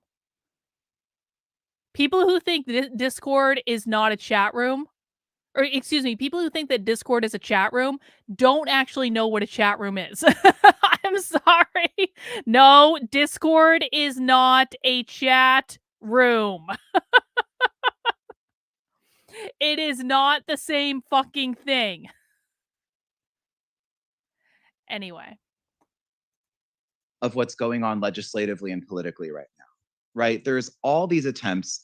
What's going on is nothing new, right? Like this, it's the same kind of scare that we've had with sex education a million times in the United States, that we've had with like teaching people about gay people back in like the 2000s, mid 2000s, late 2000s, that sort of era, right? Like we have seen these kinds of moral panics before. We have seen these moral panics translated into legislation. And of course, they focus on kids. They always focus on kids as if we are going to somehow mislead them, right? As if teaching kids about queer people and trans people is not just teaching kids about the truth, because that's all it is, right? All we're teaching kids is what the world actually is, right? We are just naming that the earth orbits around the sun and not the other way around, right? People are diverse in terms of their gender and their sexualities. That's just a fact. It's a fact about the human species. It's a biological fact. It's a sociological fact. It is just a fact. And that's all we're teaching kids when we teach them about like gender and sexual diversity, which of course we teach at an age appropriate level, right? Like we are not going to be like, we're not sending kindergartners to go get surgeries or anything, right? Like we're just saying, hey, it's okay to feel that you're a little more masculine. It's okay to feel a little more feminine. If you understand yourself as a boy, be a boy for a while. If you understand yourself as a girl, be a girl for a while. It's fine, right? We're just like playing, experimenting, and everyone will be nice to you because we're going to ensure that they are. Um, and and so I think about all this legislation that's happening right now, specifically targeting teachers not being able to talk about queer and trans stuff in the classroom.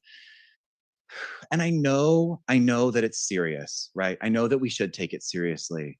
But honestly, to me, it feels more radical to just laugh at the motherfuckers. It feels more radical to just be like, oh, you cute little random legislator in Florida who wanted to get on Fox News because you're trying to make a bid for governor in 5 years with your stupid little plan for your stupid little life. You think you're going to be able to stop kids from learning the truth about gender and sexuality.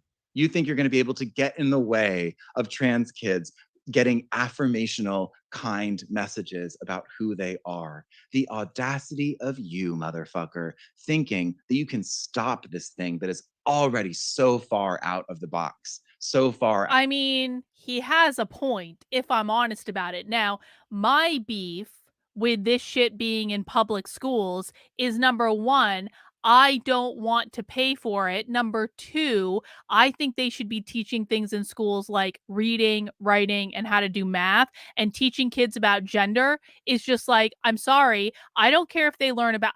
I'm speaking for myself. I do not care if kids learn about gender at home. I do not care because their parents are making their decision about how they're going to raise their kids. Parental rights are parental rights for everyone. They're not just parental rights for people you agree with. I don't think it's a good idea, but like whatever you want to do in your private home is your private home. I don't care if kids get their father's fucking laptop and Google around the internet and end up on Tumblr and then end up in some weird like trans teen Discord or whatever. Like, I don't think it's a good idea, but that is the parents' responsibility to manage what their child has access to. And if they don't want to manage what their child has access to, then they get what they get. My beef is when it comes in an institution that children are compelled to go to that is supposed to be teaching them about reading, writing, science, history, like not made up SJW history, but like actual history, doing math, like trying to teach them to think critically. And instead, you're teaching them about gender and feelings and non binary and all this thing. By the way, things that teachers were never actually trained to do. It's all being funded by the state. Kids have to go to school. If they don't go to school, their parents are going to get in trouble, right? So I actually do agree with them, whatever, that I don't think that you can completely shut off access to information, and I think that is why parents do need to place a priority on having positive relationships with their kids, on talking to their kids, on making sure they do understand this sort of thing. But that is the parents' responsibility. But I do agree that you like any conservative who thinks that they can shelter their children from this are being extraordinarily naive about the reality of the situation. I also, by the way, think that their whatever strategy about like making fun of parents who are like trying to push this getting banned in schools, like whatever, I think that actually makes a lot of sense. I wish the conservative right would take a lesson from this and start basically ignoring or just like mocking and dismissing people who try to push this crap on them. I'll go back to the Dylan Mulvaney example. The conservative right, excuse me, the conservative right are who made Dylan Mulvaney famous. The conservative right put millions of dollars in Dylan Mulvaney's pockets. And I like Dylan Mulvaney. I actually enjoy Dylan Mulvaney. I actually think that what the conservative right has done to Dylan Mulvaney is only going to radicalize Dylan Mulvaney much more than she already was. If you actually go back and watch Dylan Mulvaney's videos, Dylan Mulvaney was not radicalized, truly. And I watched a lot of their videos. I did, because I wanted to understand what was going on. They were not radicalized. They were actually taking pretty even centrist positions. I mean, they were doing it as a trans woman, which is what pissed conservatives off. But they were not actually, if you listen to the content of what they were saying, Dylan Mulvaney wasn't saying anything extreme. But now, with being massively, massively, massively canceled over the Bud Light bullshit, Dylan Mulvaney has become radicalized. And I understand why Dylan Mulvaney has become radicalized.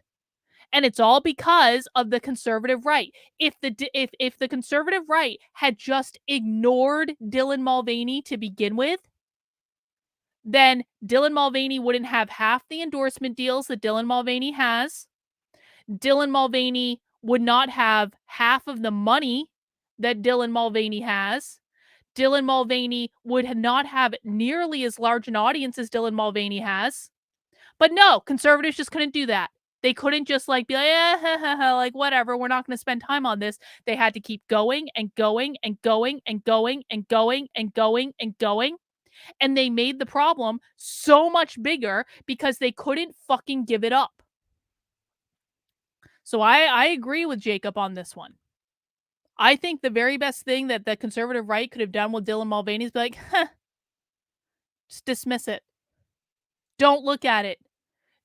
You do not have to hate watch every single Dylan Mulvaney video. You do not have to have a YouTube channel where all you do is hate watch Dylan Mulvaney videos. Just dismiss it. Ignore it. Maybe if it gets brought up in conversation, you have a little chuckle and you go on with your day. And that's all you need to do. You don't need to have massive campaigns against a person because you're only going to make the problem bigger. Out of the bag. Like, you are trying to herd a cat back into a bag, dude. And I don't know if you ever watched those videos of people trying to save cats out of trees, but it's very hard. And I just, to me, it's not that we don't, obviously, if they enforce these laws, we take them dead serious, right? And we step the fuck up and we organize and we move. And if teachers are getting arrested for teaching people about trans shit, I will go to prison with you. Easy. Like, we will go together. I will fly to Florida or Oklahoma or Arkansas or North Carolina, where I'm from, right? That would be more convenient, just vis-a-vis, like, I visit my mom, go to jail and protest same time. So if anyone wants to do that, definitely let me know. But yeah, like but I think until they begin enforcing them, I kind of wonder if it's not more radical to just ignore these people and sort of be like, you're not going to get in the way of our queer and trans That's joy. exactly what How dare you conservatives should try? be doing. Your attempt is laughable, and we will not take you seriously, nor will we comply, nor will we even listen to you, frankly. Because I think the moment that we let them put fear in our hearts about doing the right thing vis-a-vis our students and the right thing vis-a-vis trans and queer kids, the moment that we let them get in our heads and make it feel like, oh, it's somehow wrong, or we're going to get in trouble for telling a trans kid that they are worthy, that they are perfect, that they deserve respect and kindness, that who they are makes sense, that who they are. This is why the left is so far ahead of the right. It is ridiculous. Because they are focused on the goal. They are focused exclusively on the goal. He's basically saying, if the right wants to kick up a fuss, we are going to focus on making kids feel welcome and affirmed, and we're gonna tell them that who they are is okay. Well, here's the problem, FBI special agent. No one takes them seriously. They just view them as funny clowns. Do you know who takes them incredibly seriously? Kids. Kids who feel awkward, kids who feel unaccepted, kids who feel unloved. This is why they capture the youth. Right here. This is why. And I'll tell you what. The amount of times that I've been called fat and ugly on the right, even though the left doesn't like me either, I don't get called fat and ugly and a lesbian or whatever on the left. I don't. Because they don't do that. Only the right does that shit. If we had to compare, think about the fact, like, put yourself in the position of being like a kid, a teenager, like whatever. You've got one group over here who is saying, you can't read that book and you have to be heterosexual and you have to do this and you have to do that and you can't think about these ideas. And you have the other group that's like, you are perfect just the way you are. You are beautiful just the way you are. You are loved. You are enough. Which group are you going to go with?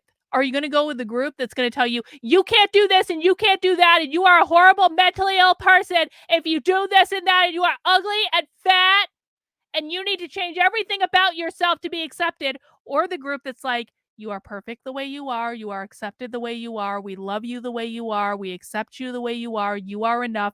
Which group are you going to pick? This is why the left wins. Is sacred, right? The moment that we let those voices stop us from wholeheartedly loving the living shit out of all the trans and queer kids we have under our care as teachers, as people who are just like, fun, silly gunkles and aunties to whatever, right? Like the moment that we let that legislation get in the way, I feel like we kind of already let them win a little bit, And I felt a real seismic shift in the last few months, particularly among the trans and non-binary community. Like we feel scared. Like everyone I know feels really scared. And it's not just like people who spend too much time on Twitter, although it kind of started there. It's not just like young folks who aren't very secure in their lives. Like it's everyone I know. It's like powerful trans writers in Hollywood who have like. All right, Fish Addict, I'm gonna play this out for you. You said the only thing I'd add is like we shouldn't be lopping off body parts. I didn't say anything about lopping off body parts. You brought that up. I didn't say anything about that. You brought that into the conversation. So let's play this out if you want to play this game. What if you had someone that said, you are fat and you are ugly and you have to be this and you have to be that and you can't cut off your body parts because you can't do it. I'm not going to let you do it. I'm going to pass laws to make sure you don't do it and you can't learn about this and you can't learn about that. And you have the other side that says, you are loved. You are accepted. You are perfect the way you are. You don't need to change, but if you want to change, we'll help you do that and we'll make sure you have the care you need, but you don't need to. And then you have the other side, don't lop off your body parts, don't do it. You can't do it. You are mentally ill. You are fat and ugly and mentally ill and you can't do that. Do you understand what I'm saying? Which side is more appealing? The side who is saying, you are loved and accepted and affirmed the way you are, or the side like you just did and no one forced you to do this because you brought up a topic that wasn't even brought up, the side that gets hysterical about everything, even if it is not brought up as a topic in conversation. Which side do you want to associate with? Because that is the reality right now. I've talked about this a lot lately, but I really think that the right has not wrapped their head around the fact that we are no longer in 2020. We are no longer in a reality in which the left is marching through the streets, setting shit on fire, going around in mobs of people holding their Black Lives Matter fist in the air, demanding that we are no longer in a reality in which the left looks more crazy than the right. We are in a reality in which the right looks downright hysterical because they cannot help themselves but bring up every single time, every single fucking time any of these topics are brought up. You can't medicalize children. You're a pedophile. You're a groomer. Why do you want to medicalize children? Why do you want to lop off body parts of children? Can I show you pictures of trans surgery? Can I show you gory, bloody pictures of trans surgery? Why do you want to do this? Any fucking time this is brought up. And you just did it. And don't say Carl and I was agreeing with. Don't say it. Because you just did it, bro. And I'll use it to make the point. Because you did exactly what conservatives always do, which is you go from something that is pretty cut and dry, and we're not even talking about trans medicalization for minors. We're literally not even talking about it. No one brought that up but you, bro. This is why the left wins. Because every single fucking time these topics are brought up, the right gets hysterical and they look insane. You are losing in the court of public opinion because you look psychotic anytime these topics are mentioned. And the people that you need to convince and that you need to appeal to are not other conservatives. They are independents. They are disaffected lefties. They are people who are not actually comfortable with all this stuff. But do you know what they're not going to do? They're not going to go run around with a bunch of people who are going, why are you medicalizing children? You're groomers. You're pedophiles. You're groomers. Why do you want to cut off body parts? Why are you doing this? Do you guys understand how hysterical this looks? And then you have the left that's like, we just want people to feel loved and accepted, and we just want you to be who you are, and we love you the way you are, and you can be who you want to be, and you can experiment with who you want to be, and you can try on different things, and you can do different things. I really do hate to break it to you, conservatives. You are never, ever, ever, ever, ever, ever, ever going to prevent teenagers from experimenting with their gender. This has been going on forever. Teenagers people in general have always experimented with gender. Have any of you guys ever heard of David Bowie? Like, people have always experimented with their gender. And particularly when you're growing up, you play with your hair, you try on different outfits, you do different things. You are never going to get rid of this. It is never going to stop. No matter what you do, you are not going to prevent it. So why are you getting hysterical and then expecting people to go to your side when you have the other side that's like, experiment, play, dye your hair, cut your hair, wear makeup, wear a dress? Who really cares?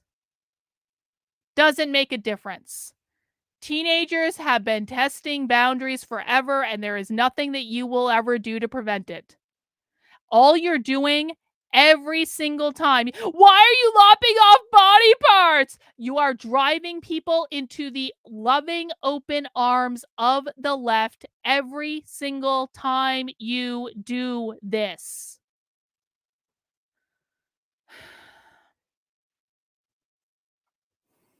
Rottweiler, thank you for the super chat. Spot on. The right isn't affected because their approach is reactionary douchebaggery disguised as corrective compassion, and people like Matt Walsh aren't helping because they don't understand what they're dealing with.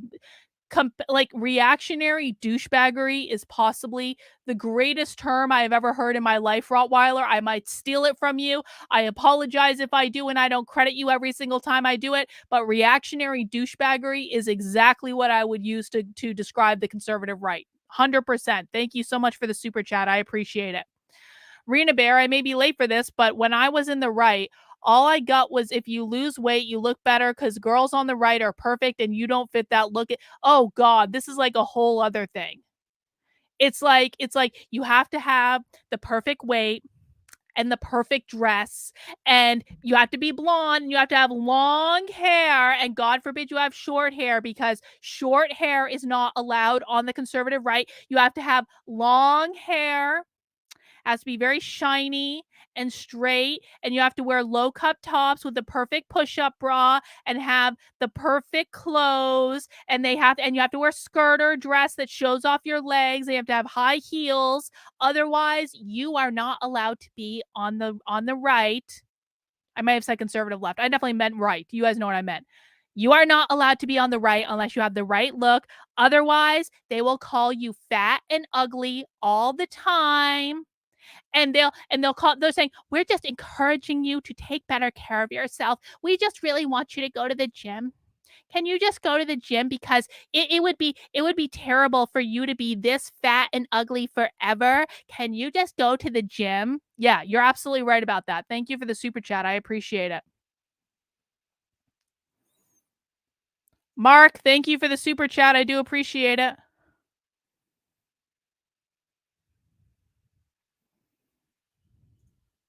Economic security, own a home, whatever, who feel like this feels like end times and such a huge step backward, and there's no way forward from this, and I'm just like, I understand being afraid. I get it. But I think it's really important that we push back on that fear and challenge that fear and not let these people undo the wins that we have won. And I think it's really radical and beautiful. Really? Can you give me a really good example of when the left has gotten hysterical lately, or are you thinking back a couple years? Because I really haven't seen the left get all that hysterical lately. I've seen the right get hysterical. I've seen the right go to drag shows with megaphones telling them to repent and turn to God. I've seen the right throw absolute goddamn. Now, okay, so I'll give you one example of the left. The whole Riley Gaines thing where they kidnapped Riley Gaines. Oh, yeah, the left got hysterical about that for sure. So maybe that's a good example of the left getting hysterical. But I've seen way more of the right getting hysterical than I've seen the left lately, to be honest with you. And I think that that's exactly what the normies are seeing. I don't think they're seeing the left get hysterical. I think they're seeing the right get hysterical. And you can say that's unfair all you like. But the reality is this, conservatives, if you didn't get hysterical, they wouldn't be able to use it against you.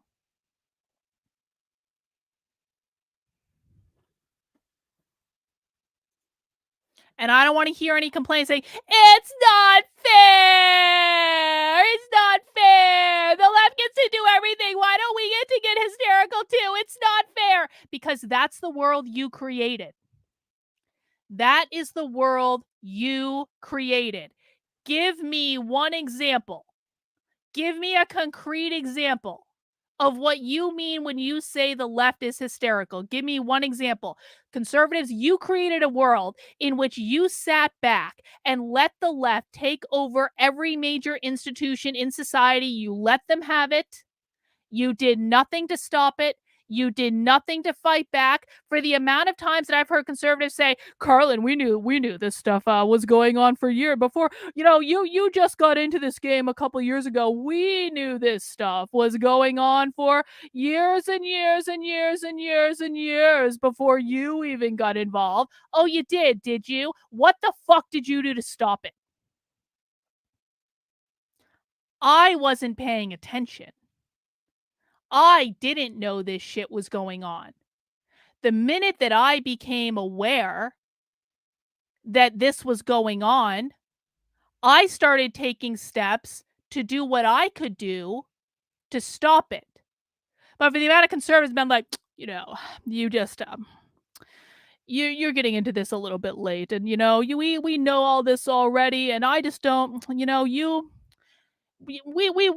know what's going on. Don't worry about it, dear. Don't worry. Just go to the gym and work on losing the weight you need to lose. Just don't worry. We know it. You knew what was going on and you did nothing to stop it. So I don't want to hear any fucking complaining about it's not fair. We have jobs. We have jobs. We have jobs. We have jobs. We have jobs. We had all the jobs. We couldn't do anything. We had jobs. I don't want to fucking hear it.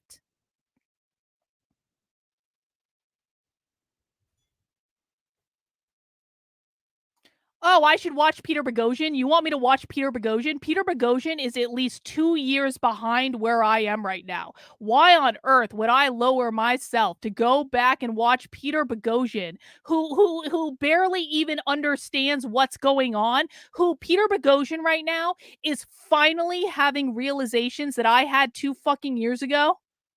And he was in this game how much longer than me?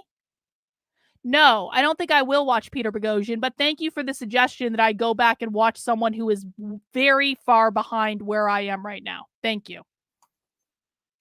Rottweiler, your real action is your target's reaction from the book Beautiful Trouble. That's what the right is falling for without even realizing it. Rottweiler, I adore that you're in this community. You make so many good points.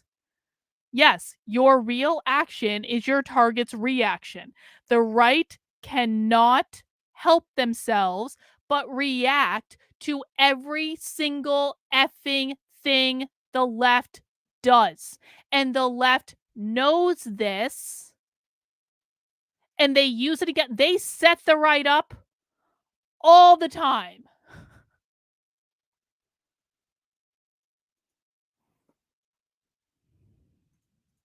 To go ahead and tell ourselves that our victory has already been won. It's inevitable, and it's just a matter of time until the motherfuckers die. You know, it really is. I mean, not all of them. God, there are some. I mean, like the old ladies in my church, they love the hell out of my trans ass. You know, like I show up to Christmas Eve service just like looking like this, and they're just like, "Oh, I love that new necklace," and I'm like, "Thanks, I got it from my friend Deanna's mom, who got it from Chico's in the '90s." You know, and we like gab, and it's great. But yeah, I think that's one thing I wanted to kind of share today is like I don't want us to let them have what they want. I don't want them to be able to make us afraid.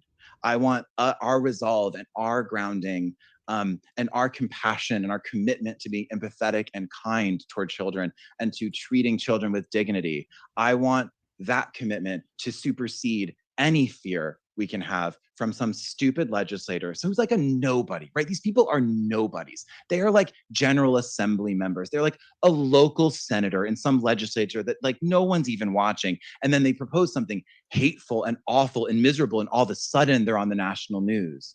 Like, do they even care about it? Is my question too.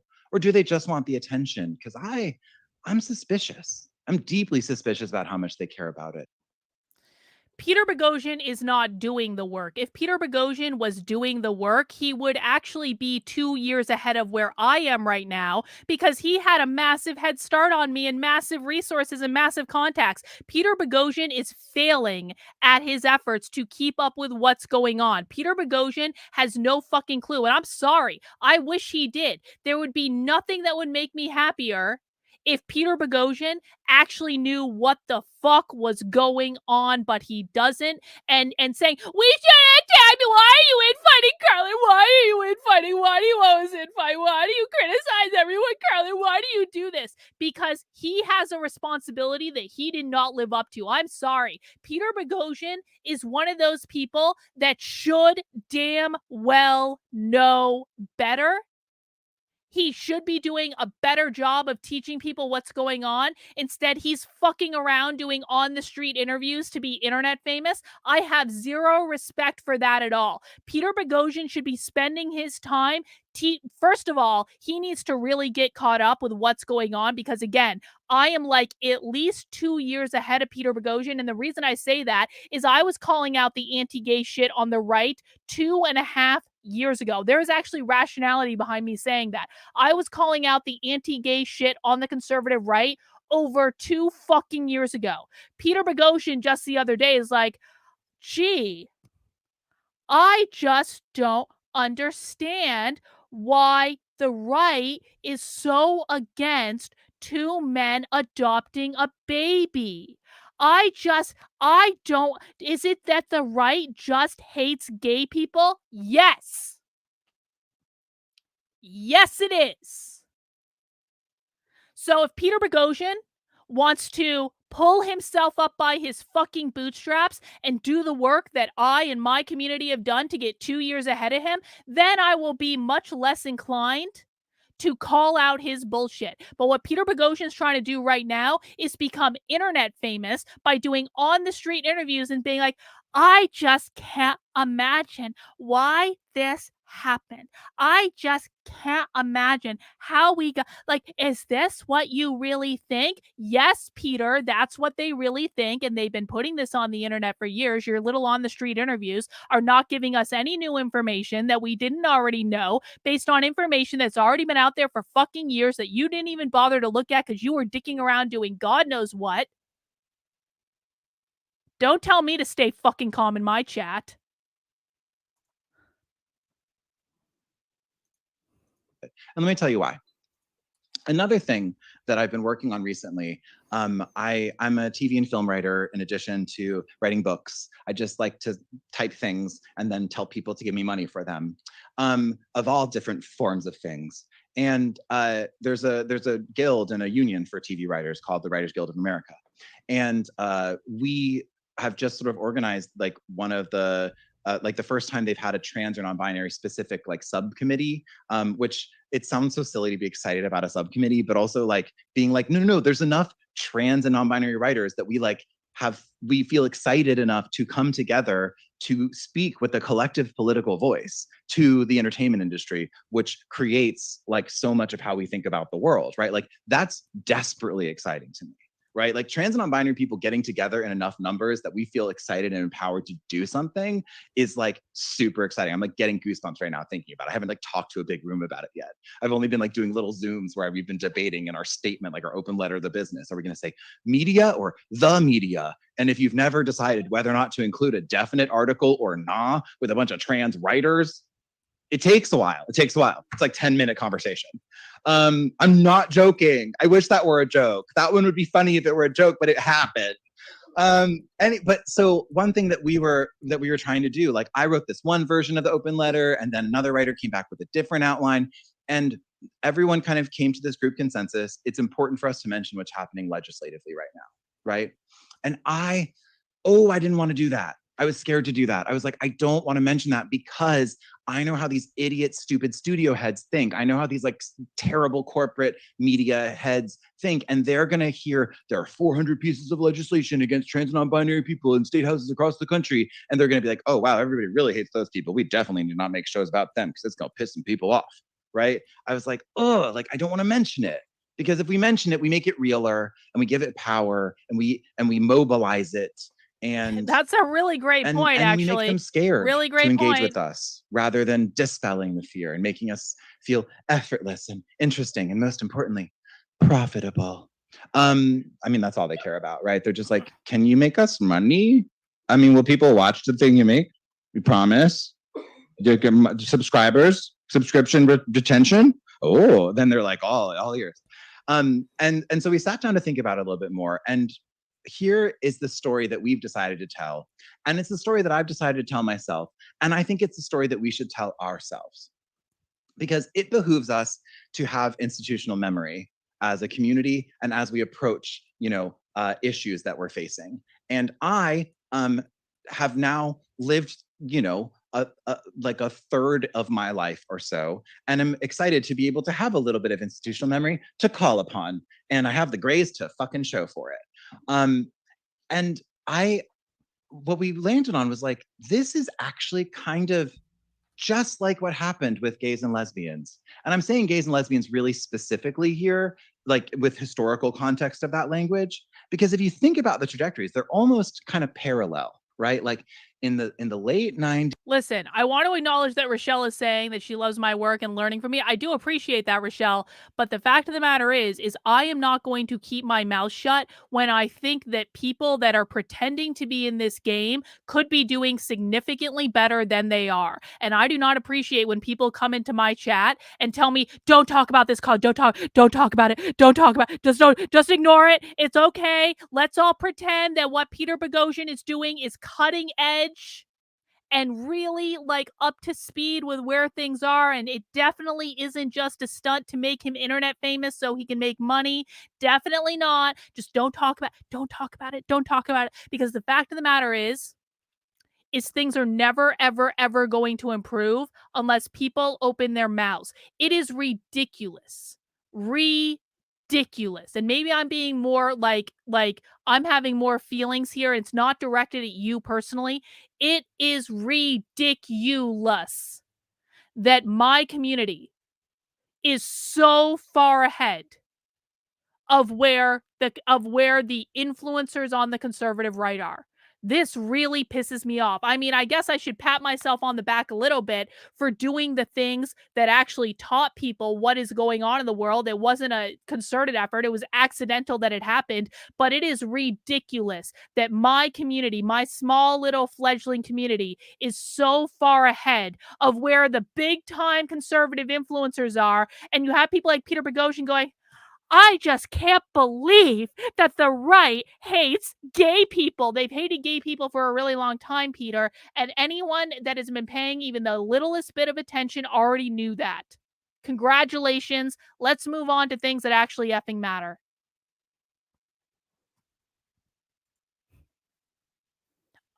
It would make me, I would be so happy and so satisfied if there were more people who understood what is going on in the world with the nuance that the people in this community understand it. That would make me really effing happy. Unfortunately, that's not where we are right now. And I don't know how we can get there if I can't say, guys, we're like fucking light years ahead of you. And we're not even trying really. We're getting together a couple times a week to watch some stuff. Do you want to come watch with us? Like, we'll teach you too. It is mind-boggling to me how far behind the influencers and the Twitterati are with what is going on in the world, and that is why we're losing.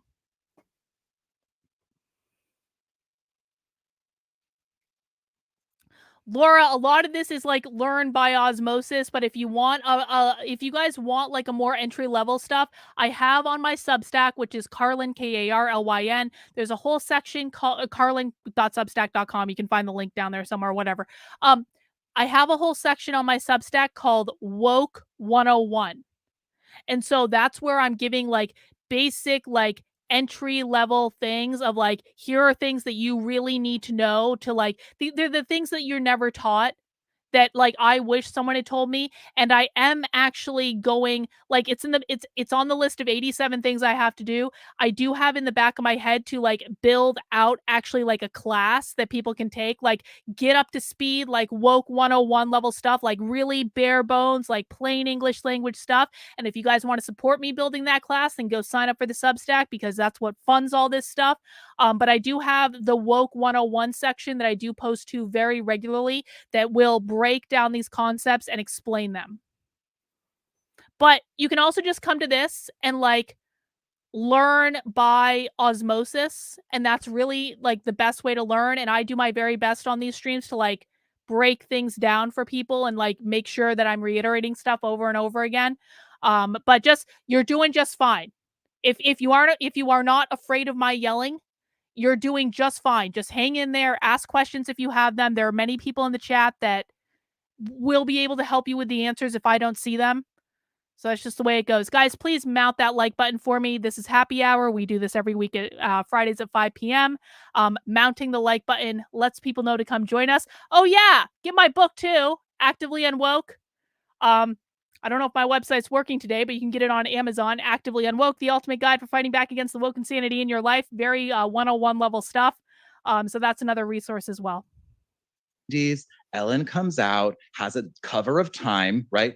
In the early 20 teens, Laverne Cox's Orange is the New Black has a cover of Time, right? It begins the national conversation. There are a few people who make huge strides and get massive opportunities. There's like a bloom and visibility that like is kind of overlauded in terms of the percentage of culture that it takes up, but is massively historic in terms of existing in the first place, right? And then what happened, 5 years after that, right? But after Will and Grace was on the air for a little bit, after Queer Eye was like made, or the first one, like what happened? It's, well, the mid 2000s through the early 2010s, anti-gay legislation just caught on fire and went everywhere. And it was vicious. These people said, like, we go on Twitter right now and like, and they're these conservative, like Fox News nut jobs are calling like trans people pedophiles and all that kind of shit, right? They say that we're grooming. They say we're doing all these terrible things. They said the exact same stuff about gay men. Yes, right? They did. And that feels inconceivable to us. And by the way, guys, just so we're really clear, grooming is a real thing. Grooming is happening in schools all over the country every single day, but it is not happening in the ways you think. It's happening in more subtle ways where they're infusing these ideas into the curriculum starting when people are in pre-K or kindergarten, and they start off with little ideas and just little nuggets, and then in first grade they get a couple more nuggets. And in second grade, they get a couple more nuggets. And then what the schools do is they cement the curriculum and the practices as a part of policy. Grooming does not, and the GSA clubs are a big effing problem. And the rainbow clubs, and they're called different things in different school districts. Grooming is a real thing. The problem is that what the conservative right is doing now is not actually attacking grooming. They are instead calling everyone who's gay, everyone who's trans, and by the way, everyone who disagrees with them a groomer. The conservative right is using the term groomer in the same way that the woke left uses the terms racist and transphobe. It's exactly the same. It's just a different tribe. And I mean, I'm going to be honest. I've really thought about, like, do I even continue to use the word grooming? Because I do believe they have completely watered, because the conservative right has latched onto this term and calls everyone they disagree with a groomer, and everything is grooming, and everything's a pedophile, and everyone's a pedophile, and all this stuff. I really have considered, do I even continue to use the word groomer? Do I continue to use the term grooming? Because I don't want to be associated with that. When I say grooming, what I mean is indoctrinating kids to embrace the queer ideology, which is not the same as being LGBT. You can be LGBT without being queer. Queer is a far left political ideology from the time they are kids in school. And then actively saying to them in these GSAs, you know, you might not be a boy because you like these things. You might not be a girl because you like these things, and doing it without their parents knowing. That's what I have a problem with. That's all very, very real. And it is grooming. It does fit the definition of grooming. The problem is that the right now has called, exactly, Beth, called wolf so many times that they have destroyed the meaning of the word. And that is not something I want to personally be associated with. I don't know what the answer is to this question. I don't know if it's more productive for me to use the term. Like it, but then it's like if I do a story, which I have done before and I will do again, about grooming in schools, I'm going to get more clicks on it so I can actually show people that there is grooming in schools and here's what it looks like if I use the term grooming.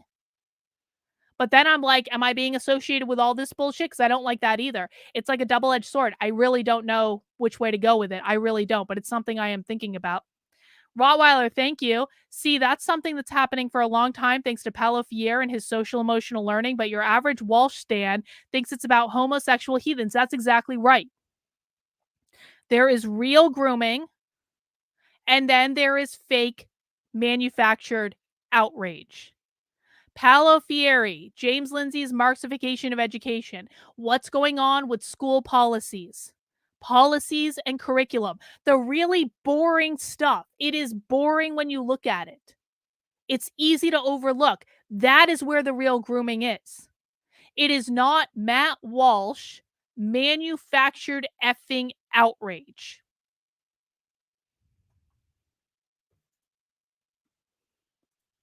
Already as a culture, right? The idea that someone would say that a gay man is inherently a pedophile feels like, what the fuck, right? Why? Because the branding has completely changed. Because we won the culture war so decisively, so swiftly in the context of American history that, like, right. people would never go there really again. Right. And so the story that I've decided to tell myself about this legislation, about the moment that we're in historically, is that it's just a parallel of that.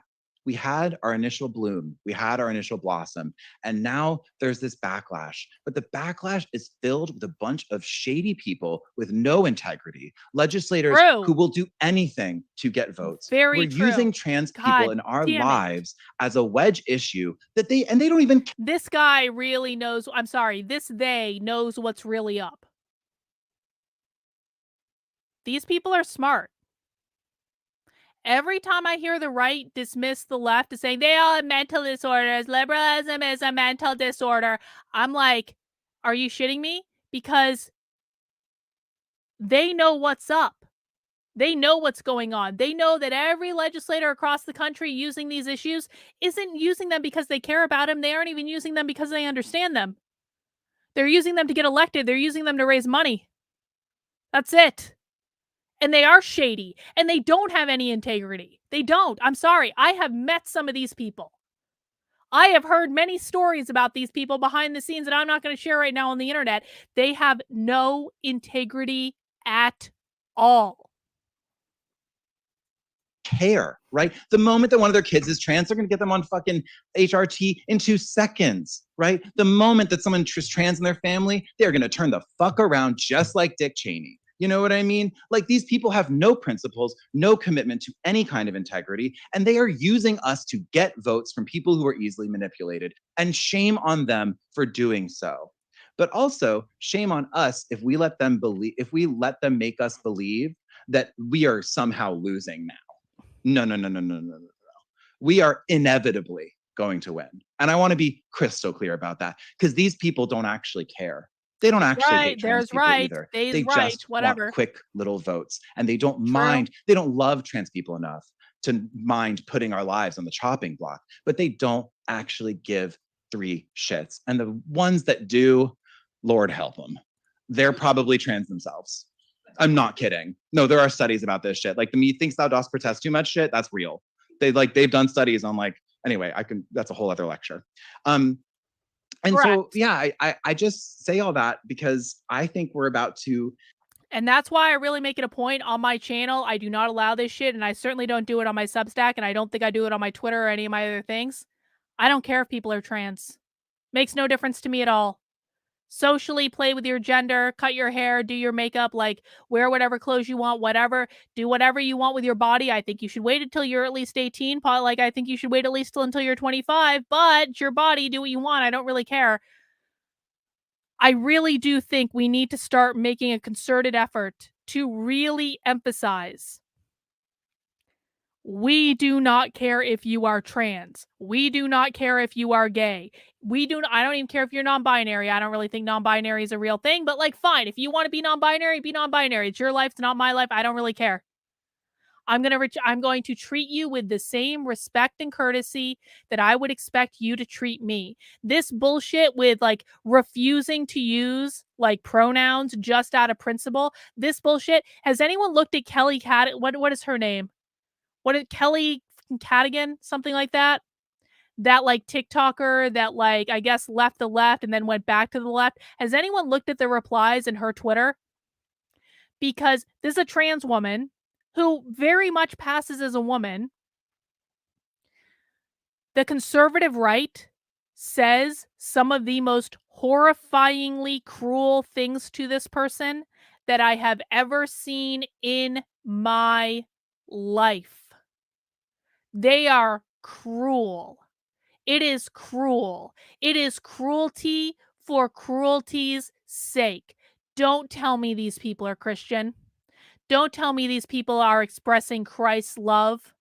Don't tell me that at all, because they're not. They're being cruel and inhumane, and there is no reason to do it at all. We need to start making it very clear that we do not care if people are trans. We do not care about any of this. We only care about you fucking with the emotions of children on the taxpayer dime without telling their parents, to convince them that they are something that they are not, which can have profound psychological ramifications. And if they decide they are after they're 18, do whatever you want. I don't really care. Again, you're an adult. It's your body. Do what you want. You're going to have to suffer the consequences. But I don't want this shit pushed in schools. I just don't. Let people naturally develop. Let people naturally explore. Let people play.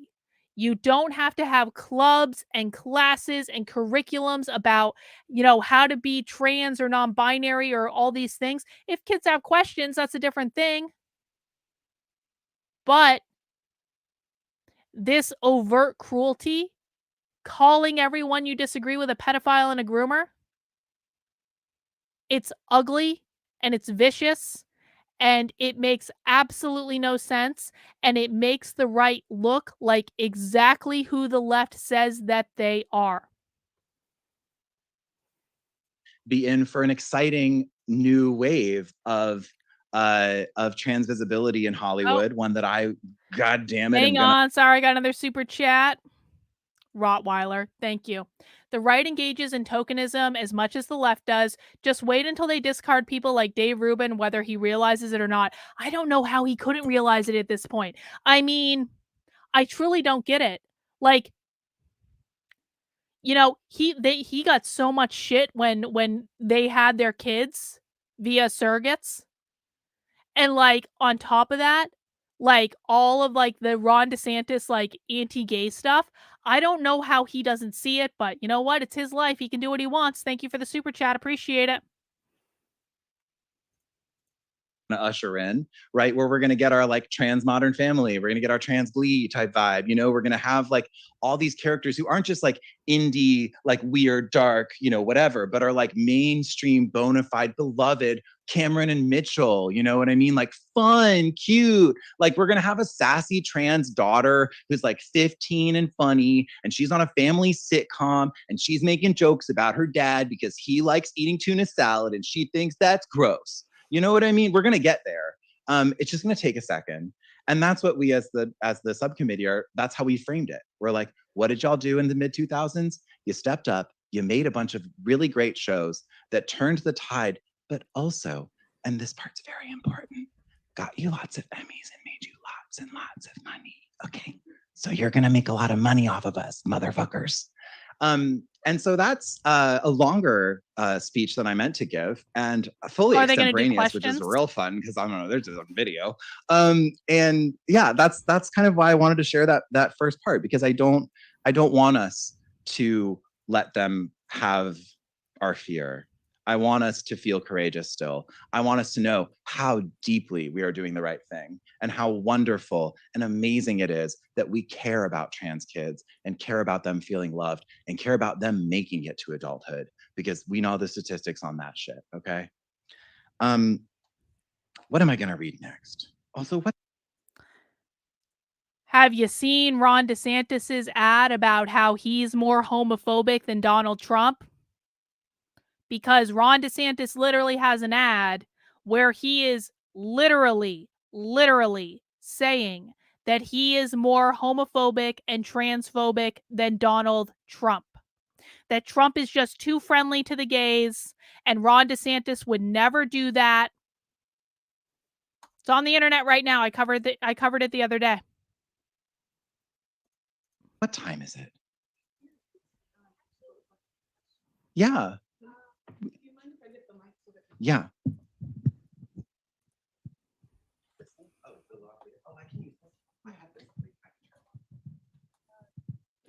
Does this? Oh, I had this the whole time. Wow. Okay. I don't. Okay. So I'm in the teacher education program. My name is Brooke. I wanted to ask, I actually have a student who wants to take hormone blockers, and I fully want to support them. I'm just wondering how you would advise me to do that, other than like, I guess, like showing up for them and advocating for them in my space. But I just want to know, because Q&A is always the best identify part. as a cisgender woman. Yeah. And I just want to be able to hear from somebody who may have gone through the same experience that they're going through presently. Yeah. Well, first thing I should add is that I've never actually taken hormone blockers myself. I have met with Guys, if you're looking for the ad, people are saying they haven't seen this ad. I have the video, and I will send you the link right now in the chat. Hang on one second. It's on one of my other Substacks. I have a politics Substack. I'm putting in the link right now. It's to playingpolitics.substack.com. I will pop it in the link over on Rumble as well. That is where the ad is. It is the full ad. You can watch it at your convenience. Doctors about them and was like, okay, so how can I'm so silly. I walked into a doctor's office and I was like, okay, so is there a way to like, can I do like a little like a half transition? Is there a way to be like, is there like a magical hormone combo? Is there like a magic soup I can make, like a little witch's potion where I can just like all my body hair just kind of like becomes like gone, but like without electrolysis, and also it stops me from like further masculinizing as I age? Like, is there some magical cocktail I can make? And the doctors are just like, maybe, we don't really know, it's complicated, you can kind of be a guinea pig if you want, but also, and I just was like, yeah, never mind, it's fine, I'll go get laser hair removal, it's cool. So I haven't actually taken, wait, where'd you go? Okay, I haven't actually taken hormone blockers myself. But how old is your student? Okay. I didn't hear. So I can repeat, Kemi, if that's easier. Yeah, so they're 14, 15, and they want to take hormone blockers so they can preserve their voice without it dropping. Yeah, and is their family supportive?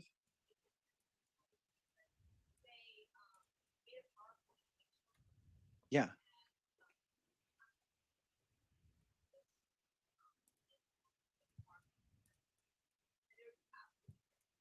Wait, their parents told them that they needed to make a PowerPoint to present to them like about why I should get to go on hormone blockers. I think that that's Okay, actually not a honestly, bad that's the idea. cutest fucking thing I've I don't ever think that's a heard. bad idea. Like, that is also amazing preparation for the workforce. You know what I mean? You want something fundamental to your dignity as a human, just make a PowerPoint, make a few slides.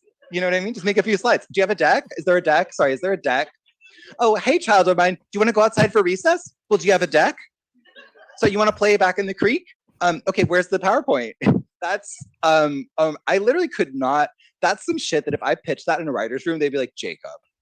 And I cannot. That is amazing. Okay, that's iconic. So I mean, I'm glad that they like have supportive parents, or at least parents like who seem like they care about doing like just having a real conversation about it, because that's good. You should have real conversations about medical care when you're a young person seeking medical care, and your parents have to strategize it with you, right? Like, and those conversations are not like antagonistic, right? It's okay to ask your Oh, child, Rottweiler, that's hey, like, awesome. I'm I really want to make glad you're sure that doing we that. know what this entails. That's Let's great. take our time with this. It's good to take your time with your transition, right? It's good to not try to race. It's good Well to not done. try to like run as fast as you possibly. Rottweiler, it would be awesome. Would you mind sharing what you are presenting to parents, like with my community? Like, and I can send it out to everyone, and I give you like full credit, of course. You don't have to put your name on it or anything, but I'm just interested in seeing like what you're presenting, because like I think that's actually like I think it's a great. One of the things I want to do is really like help people to be able to teach this stuff to other people. And so I love that you're doing a workshop, and I just am like, if we can give other people that workshop, then they can go teach it. That'd be pretty effing great.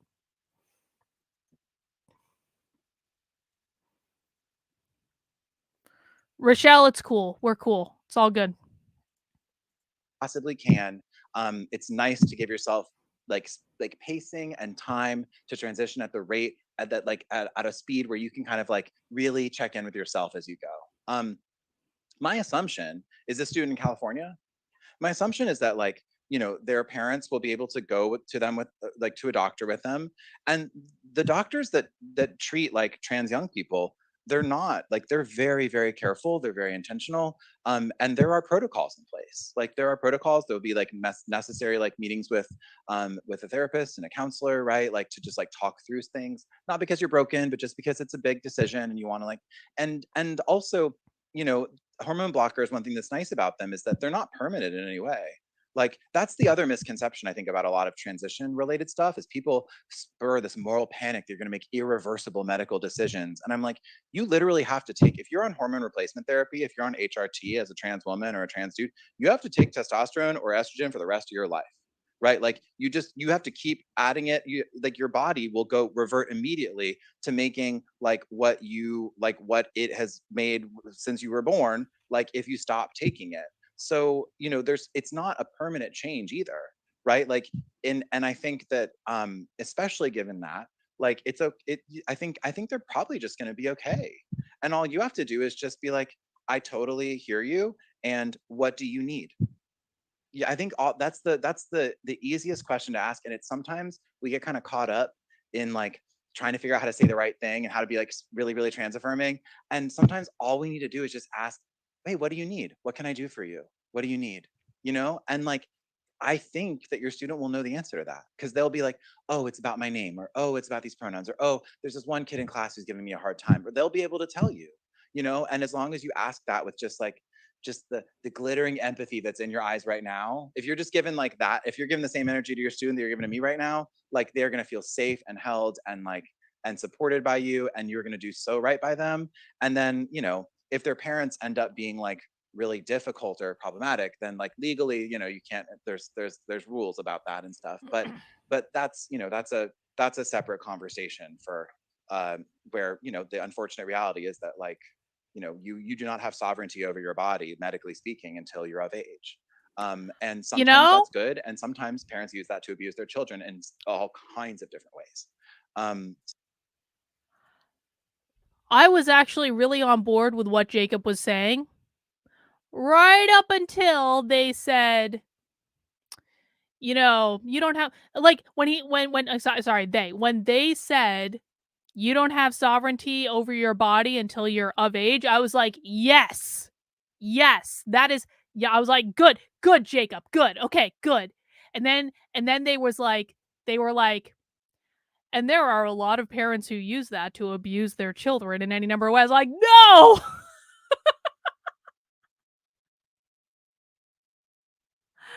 Like, great.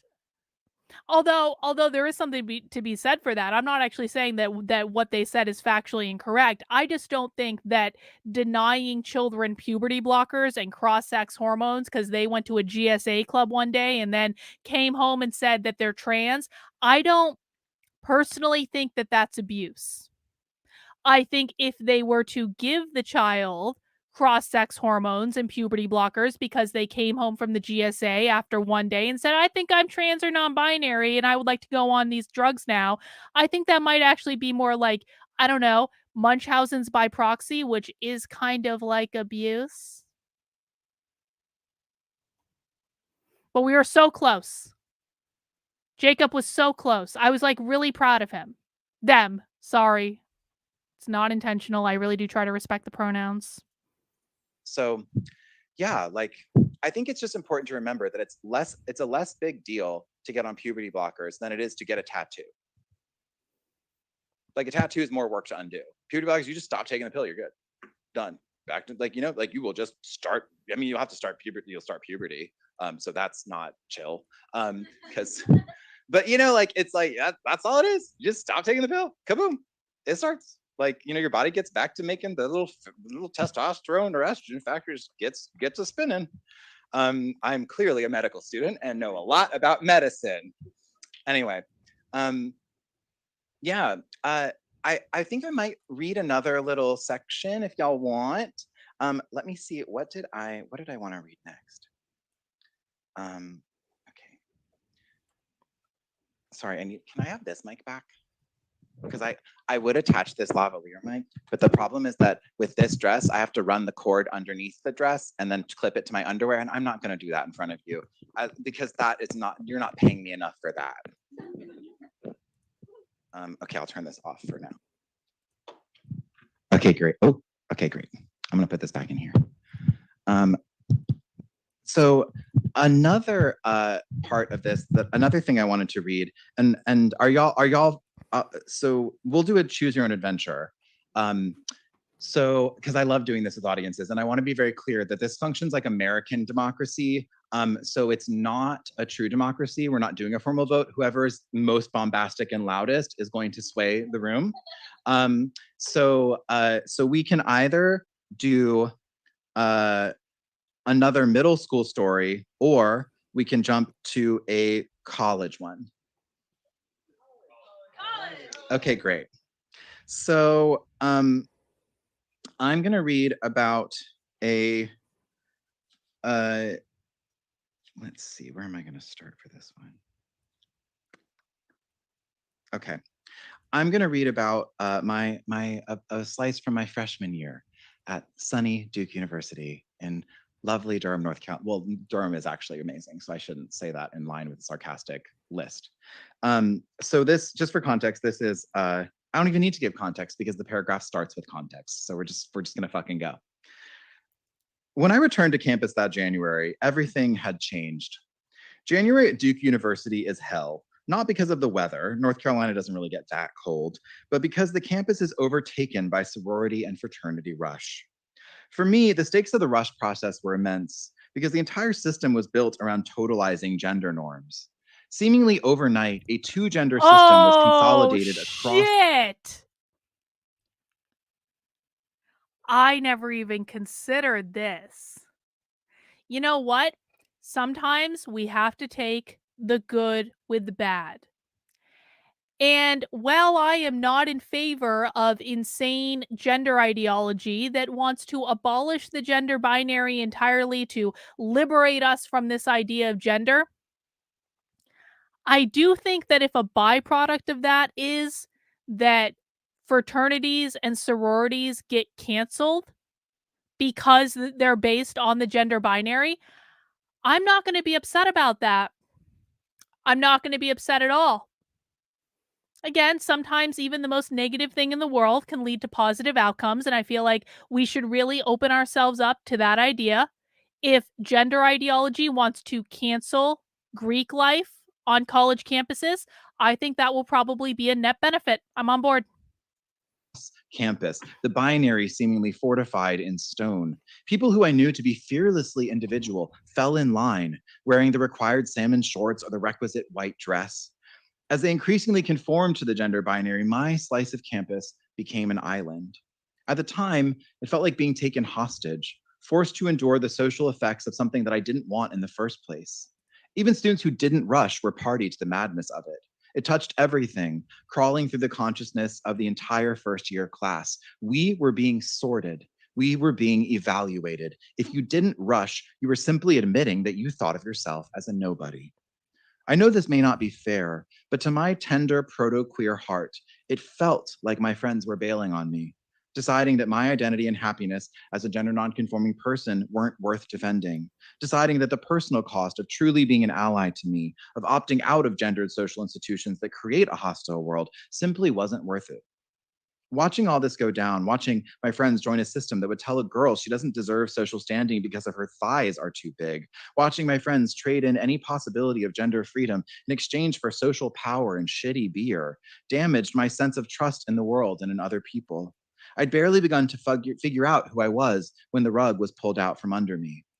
2 weeks into Rush, when it felt like my school had hung me out to dry and my nascent identity was slipping through my fingers, I decided to fight back. There are some decisions that are too scary to be thought through. There are some moments in life when you shouldn't look over the ledge before you jump. Okay, side note, and this has nothing to do with this presentation. Is anyone else on Threads? Okay, I downloaded it and I got on it. I've been playing around with it a little bit.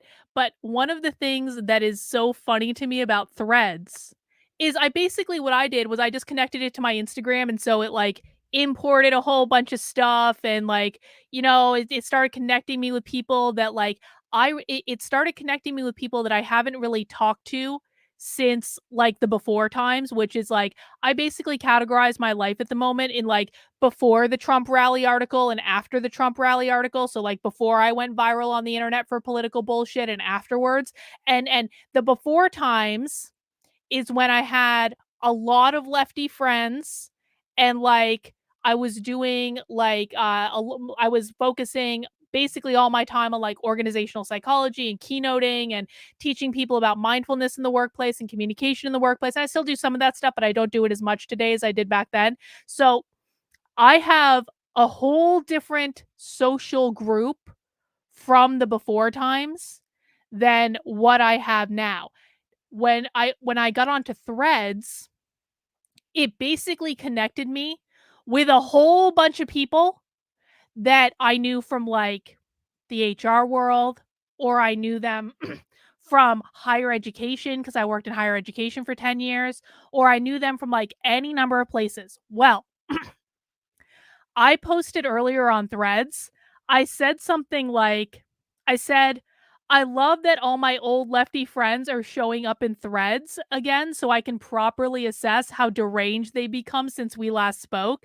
Because I'm seeing people show up in Threads that were like, I mean, extreme progressive leftists that I knew from like back when I worked in higher ed. And like they blocked me on Twitter a long time ago. They blocked me on Facebook a long time ago. I quite literally have not spoken to these people in 4 years at least. And now I'm seeing their posts show up in Threads and I'm like, "Ooh, we got more extremists, didn't we?"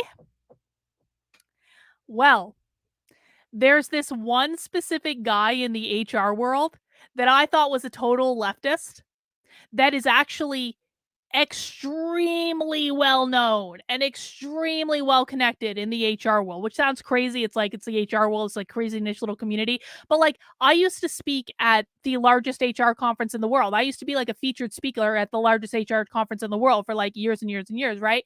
And so this guy has a metric ton of clout in that organization, like was on the board of the largest HR organization in the world. The organization that was, doing work with Donald Trump when he was in the White House and all this stuff.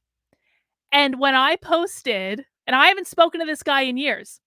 But when I posted on Threads, I love that all my old lefty friends are showing up in Threads again so I can properly assess how deranged they become since I last spoke to them. This big time HR guy that I haven't spoken to in years just liked my post and a notification popped up on my phone. I was like, I didn't expect that. It's like undercover red pill. It's like people who really know what's going on, but they can't be public about the fact that they know what's going on because they might get canceled by everyone. Fun times, fun times. Hey, Kino, we got to connect to sort out all the porcupine stuff. Don't think I've forgotten about that. I just haven't had it. I haven't even fully unpacked my car yet, but don't think I've forgotten. We're going to connect at some point. I just wanted to tell you that because you're here anyway.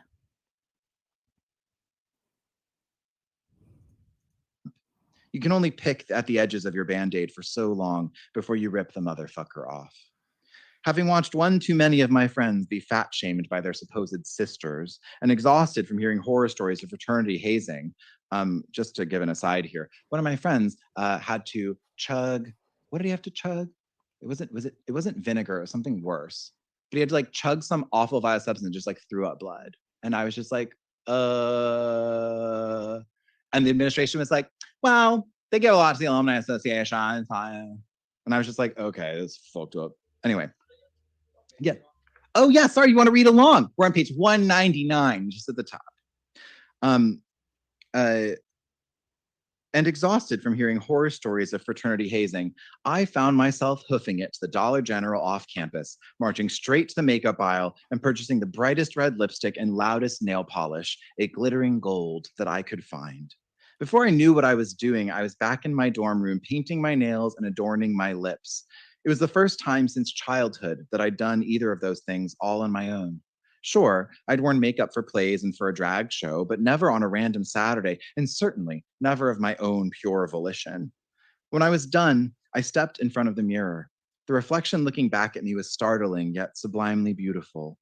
Staring at my own image, glorified with pigment, augmented with varnish, something struck me. I'd wanted this my whole life. The image in the mirror conjured up memories that had lain dormant for over a decade. All at once, they were back, enveloping me in their warmth like shawls. As I gazed in the Hang on, how does someone get into HR for a career choice? Well, I went and got a PhD in psychology, focusing on industrial. Or I was never really in HR. I was like the psychologist that consulted with HR people. They were just like my primary audience.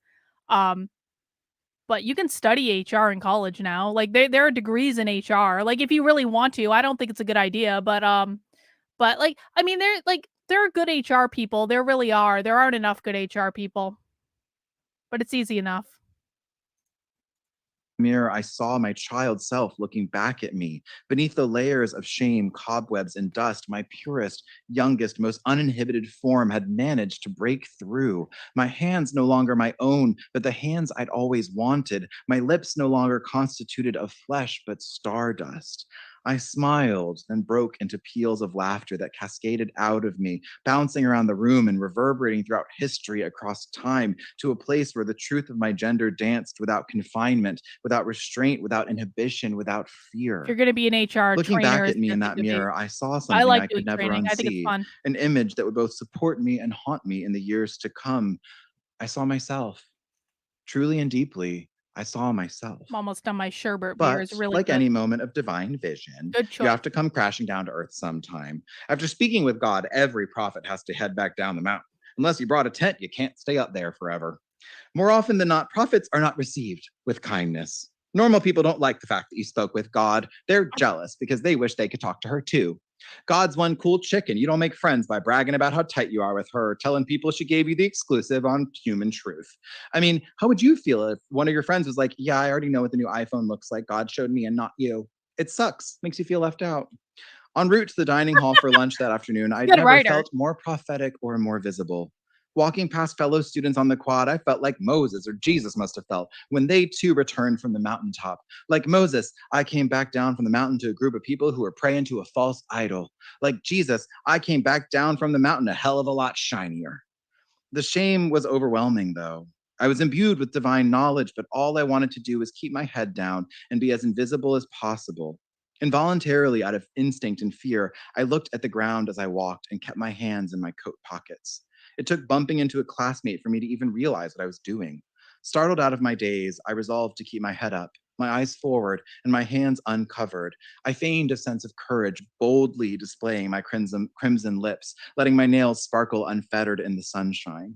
With each step, I became more comfortable with what I'd done, more fearless. People were, by and large, not freaking out. I don't know quite what I'd expected, but I certainly didn't expect people to walk by, see me wearing lipstick, and just continue walking. I thought it'd work more like a Godzilla movie or something. They'd see me stomping toward them, lips ablaze, and cower in fear, a mob of students pointing my way and screaming, "Queerzilla!" as they fled. I'd destroy a few buildings, fight a giant squid, and leave East Campus in ruins. Surprisingly, things weren't like that. My classmates were either chill about it or too self-absorbed to even notice. Entering the dining hall, I tried to distract myself from the polish coating my nails, the paint covering my lips, and the anxiety covering my heart. I tried to act normally. Slowly, I began to feel like myself again. Let's I do filled my American tray cake. with tofu and french fries and ice cream, my standard meal freshman year, and headed toward the seating area to find my friends. It was at this point that my life became something akin to a sappy teen movie. It was just so predictable. En route, I approached a table filled with 12 giant members of the Duke football team, which in 2010 Oh, was look at not that doing color. very well, just saying. As I was about to pass, one of the players, Oh, someone this with is a easily 100 smoothie. pounds This is on a me, slid smoothie out into beer. the middle of the aisle, blocking my way. Legs spread wide, slouched real low in his chair, Cheers. presumptively to show me just how much of a man he was or how big his dick was or something. He stared past my tray and dead into my eyes. "You got something on your lips," he spit menacingly, looking to his teammates for approval. Hang on, I'm sure this is gonna be a great story. I just want to say, this beer is amazing. This is really good. This is like the best beer since Das Hydra. It's really good. This is from Drecker Brewing Company. It's called Chonk, Chonk, and it's called America Cake Sunday Sour. And it's got strawberry, blueberry, banana cake, lactose, cream cheese frosting, and vanilla beans. This is a good beer. Let me see.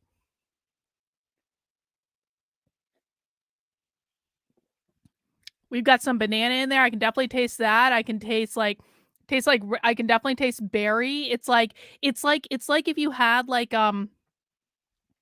it's like if you had like a white like vanilla cake and you had like a nice like raspberry drizzle on it.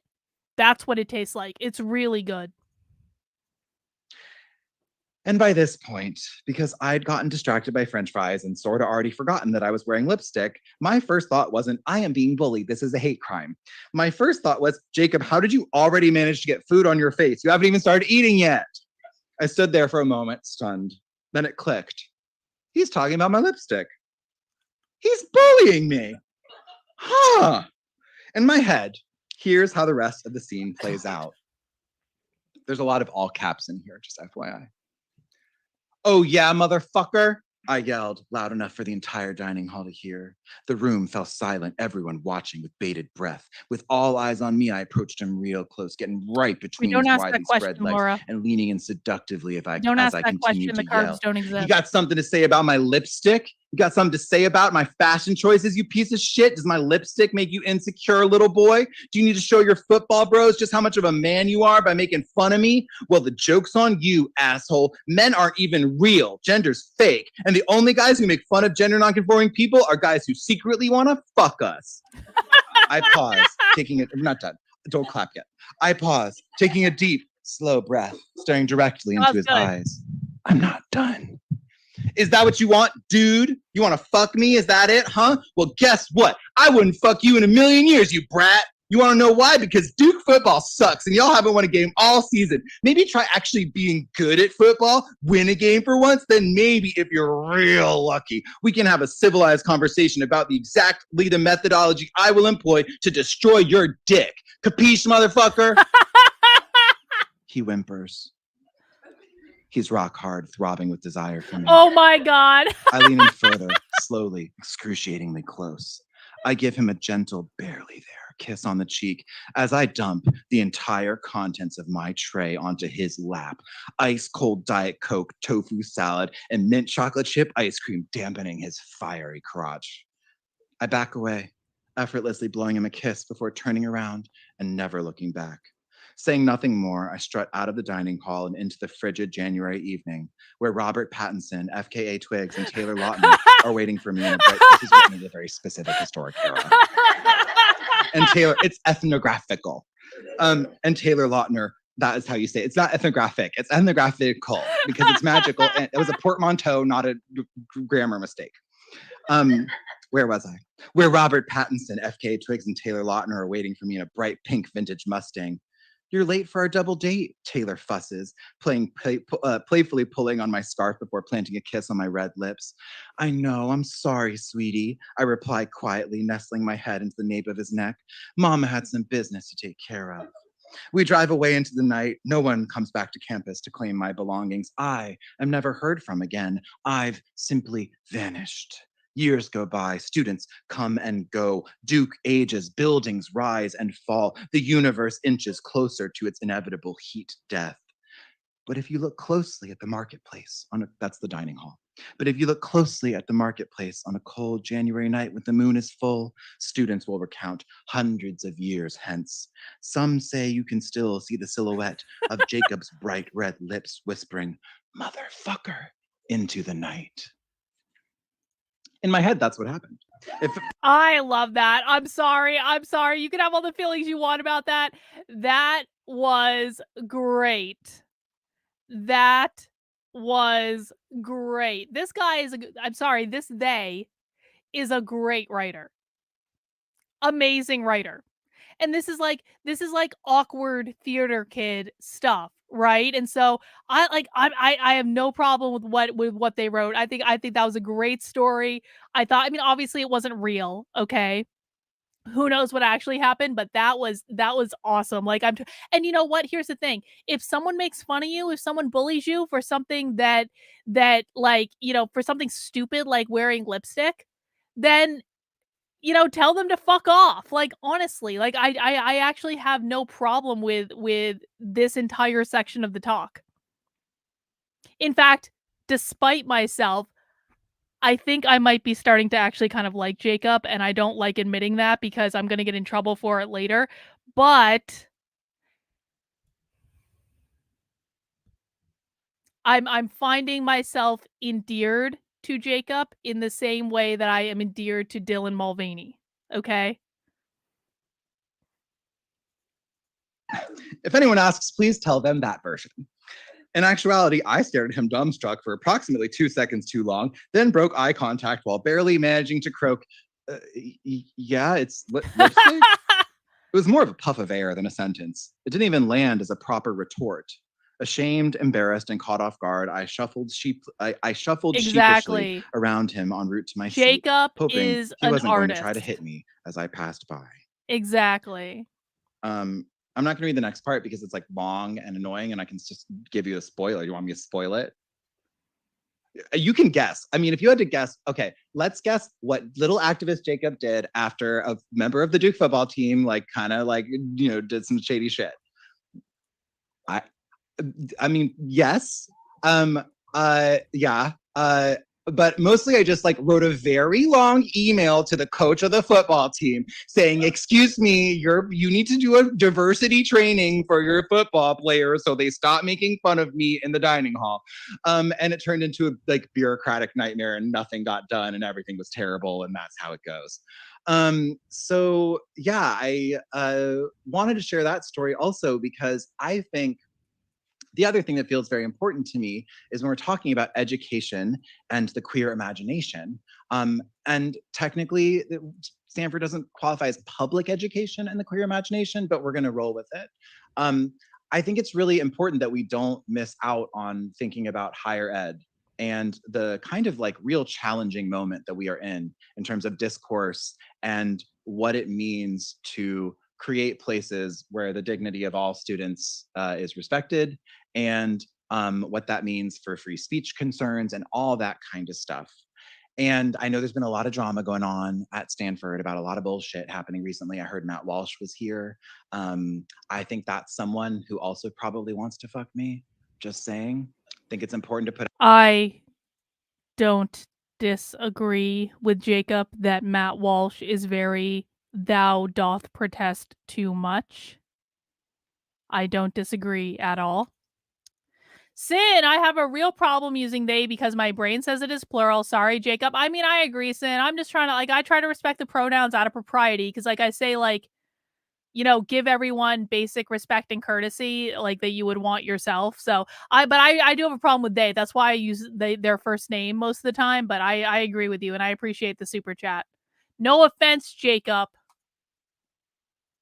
But out there, he seems so obsessed with trans people. And I'm like, girl, you've been looking at a lot of our Instagrams. It's true. Making videos about my friends. Sounds like a crush to me. Anyway, but the other reason I wanted to bring all that up is because I actually feel like it's pretty vital, specifically at a place like Stanford, to mention the fact that, like, where we are, the current political moment in terms of all this legislation and stuff, did not come about by accident, right? It didn't come from nowhere. It has a lineage, it has a history. And it's not very hard to connect the dots from what's currently happening legislatively in terms of anti-trans and anti-queer legislation across the country directly kind of back to here. And here's my logic, and I'll let y'all, and not to y'all, not to like this room, but to like this institution, right? And it's important, if you haven't gotten to the place where you can like identify that you are not Stanford and Stanford is not you, right? Like, I can't help you. You got to go do that work on your own. You got to do that spiritual labor. It took me a while to be like, I'm not Duke, Duke's not me. I don't like that place, but I love some of the people I met there, and some of the programs are okay, right? Like, it's okay to just be like, my alma mater, terrible place, bad for the world, had a cute time sometimes. You know, you can hold all that. But I think it's important to name that, like, this legislative environment and this political environment, and honestly, a large part of the rise of fascism in the United States is due directly to big tech using predatory algorithms to prey on people, get them clicking, and turning people fascist is so good for business for them, Correct. right? And where does big tech come from? In terms of colleges and universities, y'all are number one. And it's not something you should wear proudly. I think that probably, like, Stanford has probably failed in some really, really, really important ways in terms of sending students out into the world who are able to understand that just because you can make a buck with your tech doesn't mean you should. God damn it. Jacob is right. I'm having all sorts of feelings right now. This is also an attack on capitalism. Jacob is trying to attack capitalism to say that capitalism is responsible for all the problems in the world. I am not going to attack capitalism, but there is something to be said for the fact that just because you can doesn't mean you should. And I do agree with Jacob that I don't agree necessarily about the fascist thing specifically, but I want to look at it more broadly in that big tech is responsible for a lot of problems in the world. And I do agree with Jacob's assessment that it's because they make money when people click and stay on their site. And so there is oh God, Tim Pool is trending on Twitter. What the fuck do you do now? Anyway, there is something to be said for the fact that big tech algorithms do F with us, and they keep us in an echo chamber, and they keep us listening to the most extreme possible voices, and they even incentivize extremism. And a lot of the people doing the big tech algorithms do come from Stanford. Jacob is not wrong about that. You could say the same thing with the other side too, which is that big tech algorithms also make the left more unhinged, and they make the right more unhinged because the left and the right are the same. I'm not going to attack capitalism, but that doesn't negate the point that's being made, and we should acknowledge that. And I personally think that when we're talking about pedagogy here, when we're talking about pedagogy, whichever it is, pedagogy sounds like a bowl, like a goji bear. Anyway, while we're talking about that, I would be remiss if I didn't say that, like, I think that it would do the world quite a bit of good for Stanford to fundamentally revisit what it requires its students to learn.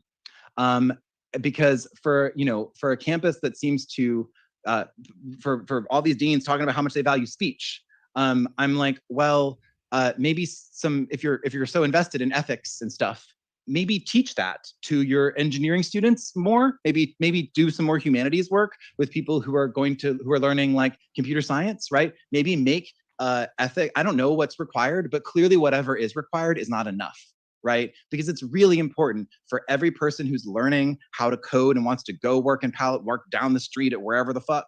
It's important for all of them to be taught, you did this. People like you did this. People like you created this problem we are currently in. Democracy has almost fallen apart because of this. And you do not do that. Like, it feels important to me. And it feels like this school has a unique opportunity to both take accountability for that and to change that, right? To shift fundamentally how capitalism and technological innovation come together, and whether or not they always should. Because whether we like it or not, all this terracotta tile led to a fuck ton of transphobia pretty directly, and led to the decay of a lot of really important institutions within this country, and produced a ton of the engineers and the coders and all the people who just were like really smart and good at coding and did not think at all about the implications of what they were creating. And I honestly believe that, like, when it comes to humanity and where we're going, and this is maybe bigger than we signed up for with this little lecture, but like, in order to create a future with the climate crisis, whatever, where we don't fall into some sort of fascist dystopian hellscape, it's going to require us to be able to say, just because we can, should we, about so many things.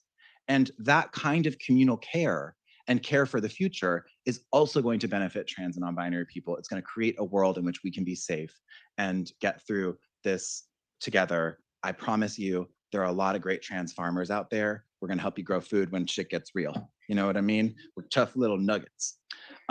So that was the other kind of point I wanted to make, and why I wanted to read a part about, higher education, because when you have like the specific combination of Stanford and fascism is uniquely terrifying to me personally as an outsider.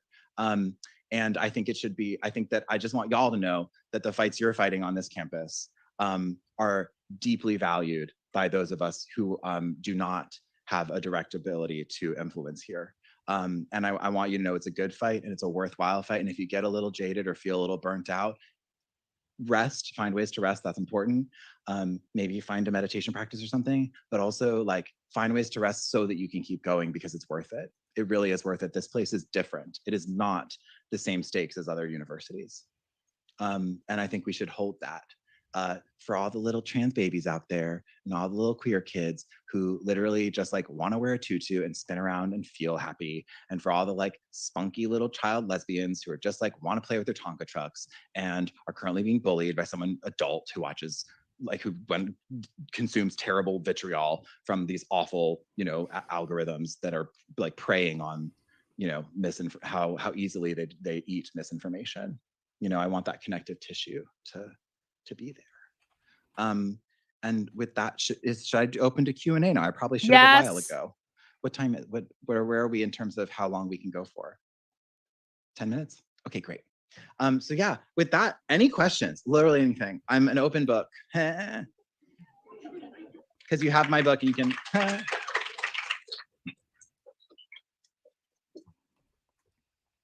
Yeah, hi. Oh yeah, we'll take this next traveling.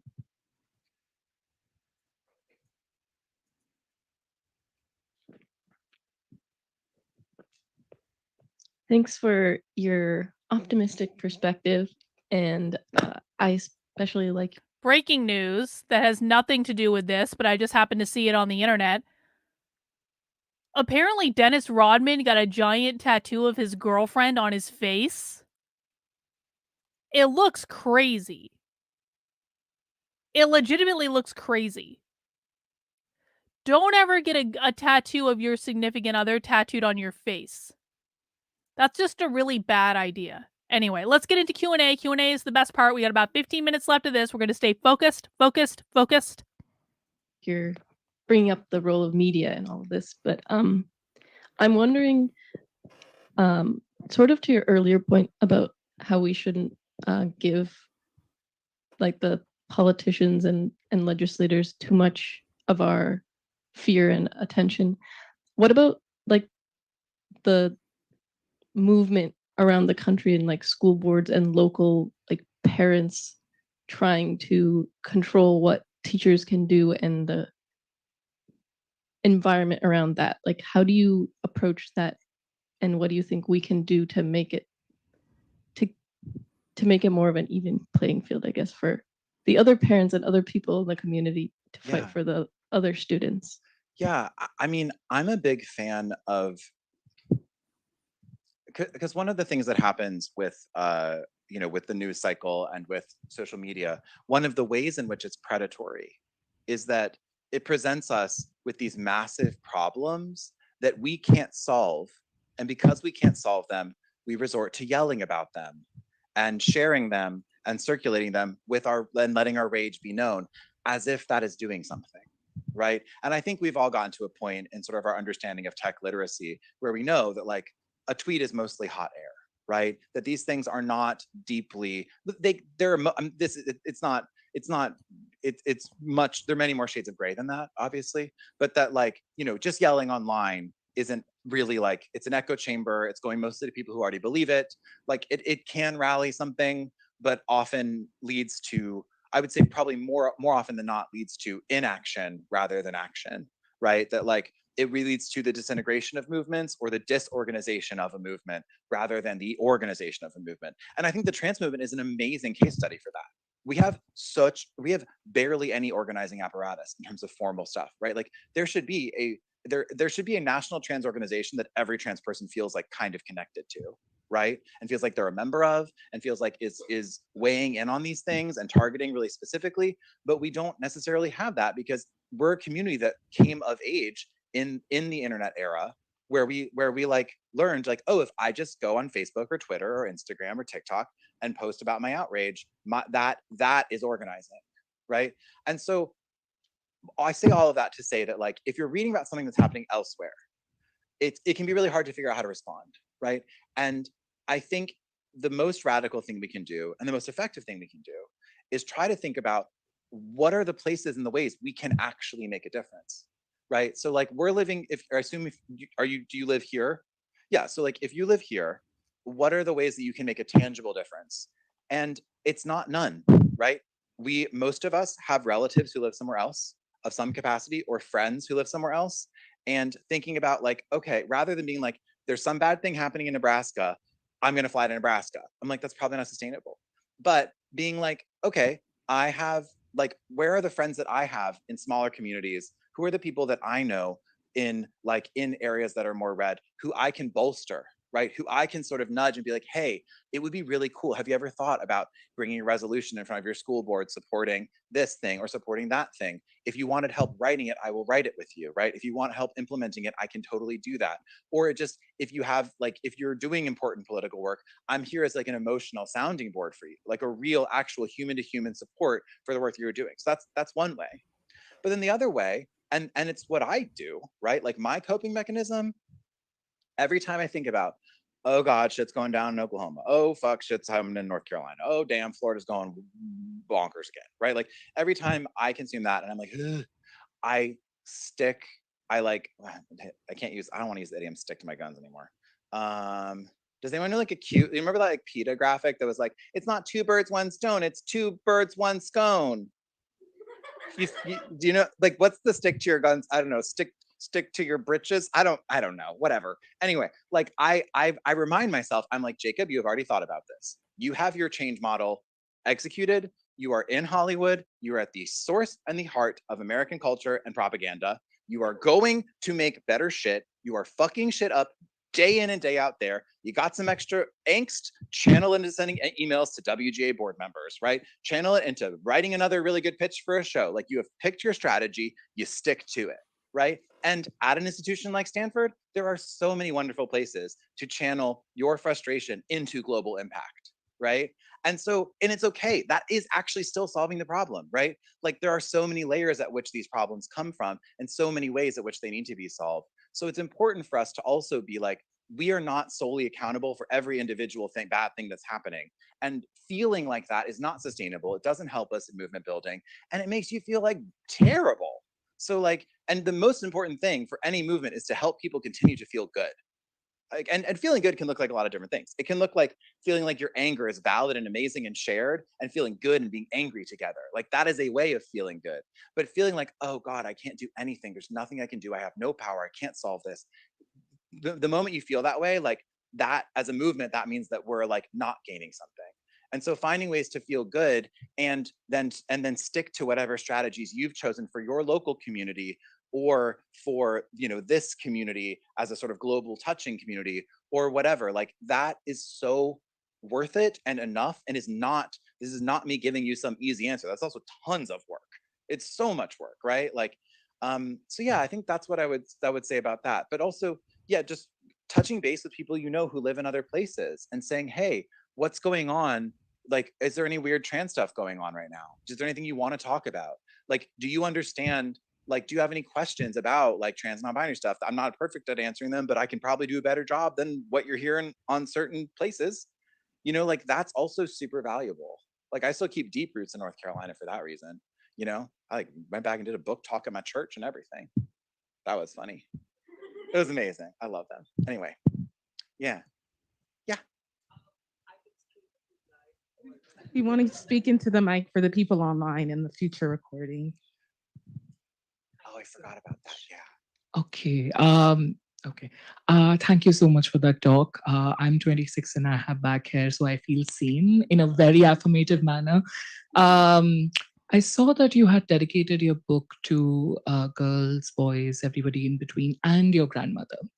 And you talk a lot about returning to your community, your given family, and your given community. And I was wondering if you could speak a little bit about perhaps complicating the picture of this queer affinity with chosen families, right? Which is great, which is lovely, but those are also sites of betrayal and violence when chosen families do not agree upon what it means to be queer and what it means to support. And for a lot of people of color, their families become then sites of care, sites where you have to be patient, but sites where we end up finding some kinds of solidarity, which are hard to explain to people who might not have good relations with their family, but relations that we need to sustain. So yeah, I was just wondering if you could say a few words about how does one retain relations with where one's come from, while simultaneously also respecting one's chosen families. It's hard to navigate these two families side by side. And your book kind of attests to the labor of doing both. Wow. Okay. So you just said that beautifully, and so in such a can we just get a little round of applause or some snaps for that? That was gorgeous. And I don't actually have a ton to add to it, other than just to say that I think you're totally right, and I am all for like, okay, if your family is emotionally or psychologically or physically abusive, do not, like, you protect yourself first and foremost. That it matters deeply, right? And I'm not here as an apologist for anyone's family who acts that way. Nah, fuck them. They need to find help somewhere other than you, probably, right? Like that's what abuse requires generally.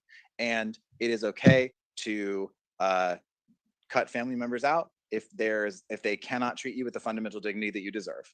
Like I currently do not talk to my brother for that reason, completely unrelated to queer and trans stuff, right? Like sometimes you need some space from somebody while you're growing in one direction and they're growing in another direction, or you're coping with the trauma and they aren't able to support it, right? Like it's just, that's a fact. But Andrew asked, can someone explain the snaps? I've never understood that. To the best of my understanding, it's a disability thing. It's an ableist thing. It's like for neurodivergent people who might be disturbed by like lots of loud clapping, they do snaps because it's quieter. I'm pretty sure. If anyone else has a different explanation, let me know. But that is my understanding. Is it's to prevent ableism. I think it's really, we do ourselves such a disservice when we try and take like performative, like Twitter or spoken word, like cool queer gathering, like principles, and expect our biological families to be able to live up to them in any kind of uncomplicated or not clunky way, right? Like, I think there's something so beautiful and sacred in holding and loving your family in their clunkiness and understanding that sometimes the clunky is the best they can do and it's actually the best, right? Like, I think about my dad's way of holding my queerness was so clunky. I might start crying because he died 2 years ago, so just bear with me. I don't think I will, but we'll see.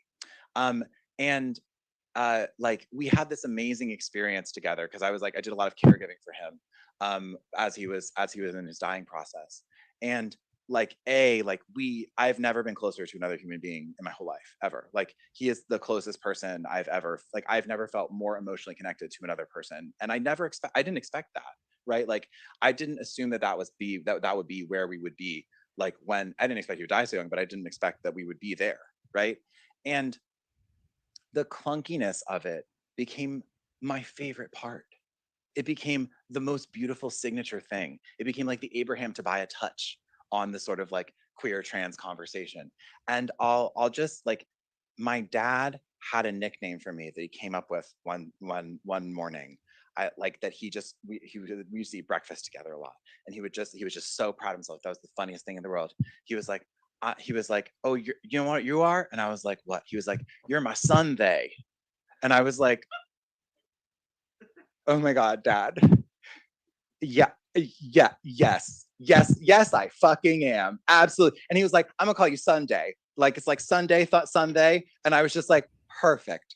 And like, in the last year of the dude's fucking life with a neurological pain disorder, he came up with a new nickname for me, right? And I have this little note from him on a sticky note. I'm probably gonna get it. I think I'm gonna get Sunday tattooed in his handwriting on my body when I'm back in North Carolina. I'm flying there after this. Like, he has a little note where he would like go to the coffee shops in the mornings, like go to the grocery store or whatever, and he'd like bring back a little scone or something for me and like leave it on my, because I always wake up late because I'm a writer. And he'd like leave it for me on my little place, the dining table, and he like put a little note on it that said like, a treat for Sunday. And I just was like, it's like my favorite. If I lost that little sticky note, I would literally sob for 12 years. Like, it is my most cherished little thing. And like, yeah, is that misgendering? Like, shut the fuck up. You know what I mean? No, it isn't. And it's fabulous and it's wonderful. And shut the fuck up. Like, my dad is adorable and perfect and loved the shit out of me. And that was him, like, deeply, deeply seeing who I am. And it was with the clunkiest, funniest language that, like, maybe doesn't pass the trial, but like, it's like, shut the fuck up. It's great. And I think it's so fine to give people that we love in our lives from across a bunch of different things little passes wherever we want. If you feel called to give them a pass, you give them a pass. Like, it's your decision to make. It's your relationship. You can accept whatever clunkiness feels good for you to accept, and don't let any random self-righteous person with a fucking cool granola mom in Seattle tell you that your parents aren't good enough just because their mom read 17 books on non-binary people, including a memoir written by this lady, and there's a pink little cover and some pearls and whatever, right? Like, we got to meet our parents where they are, it can be a radical act of love on both sides for us I to think that's meet a somewhere in the middle. really good story, And honestly. yeah, but that just isn't said enough. God so thank you damn for it. bringing I that into like space. I Jacob. really I appreciate it. fucking like Jacob, but I didn't want to like Jacob because Jacob is a Alrighty. socialist. And with that, we have come to the close of a wonderful conversation that God went a lot of damn different it. directions and in the best, richest way. That truly and sincerely did not go the way I thought it was going to go at all. Jacob is a socialist.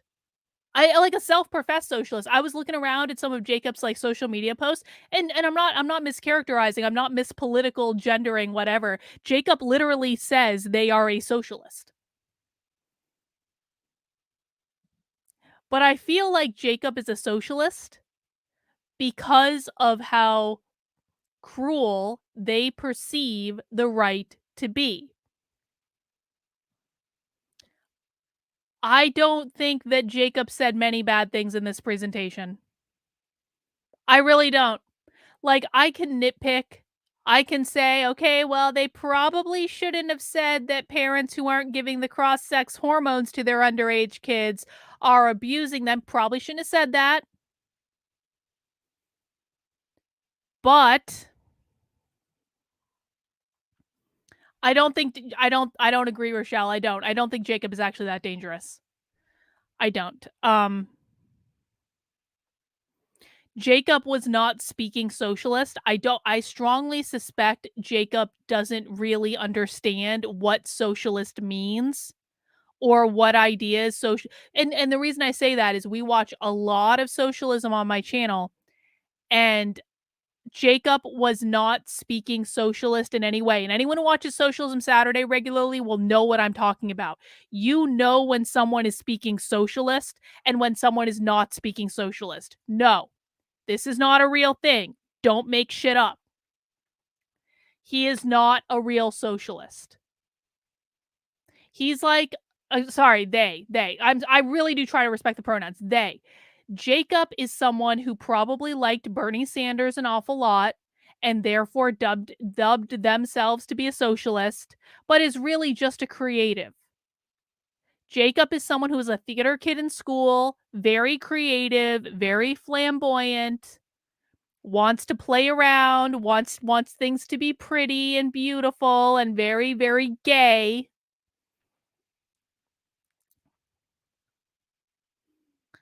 But Jacob is not a bad person. I don't even think that Jacob was pushing ideas that were that dangerous. Honestly, Jacob was basically talking about like their journey and acceptance and, you know, not bullying people and like stuff like that, which I actually think is good. I loved the story at the end about Jacob's dad, what he called him, like Sunday. I mean, I thought that was like really clever. I loved the story about the college. Like, I mean, you're gonna get a little queasy when you're getting into like the elementary school stuff, but like I really anything that I would say about and I am truly shocked. I really am. But anything that I might nitpick about this presentation, and I could nitpick, but it would just be nitpicking. And so this is why we watch these things from start to finish, guys, because I do think it is really important for you to hear from them what they actually think and what they're saying when they're in their most comfortable, because it's either going to be good or bad. And I actually think it turned out just fine in this one. I don't have a problem with theater kids. Like Dylan Mulvaney's a theater kid. Jacob is obviously a theater kid. They're entertainers. They're putting on a show. You know? I think we need to make allowances for creativity. Now, do I like Jacob's politics? No, of course I don't like Jacob's politics, but I don't think Jacob has even thought about their politics in a way that is hinged into what their political side is doing. What Jacob has done is seen one side accept them for who they are, and the other side call them a groomer and a pedophile. What would you do?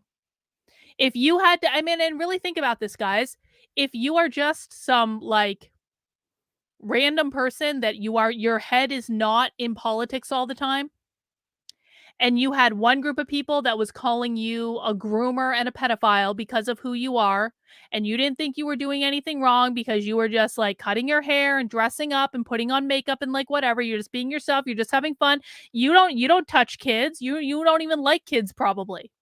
And you've got one side that's calling you a groomer and a pedophile because of who you are. And you've got another side that's saying, you're perfect just the way you are. We love you the way you are. We affirm the way you are. We know, like, it's like you be yourself. You're beautiful, all this stuff. Which side are you going to choose?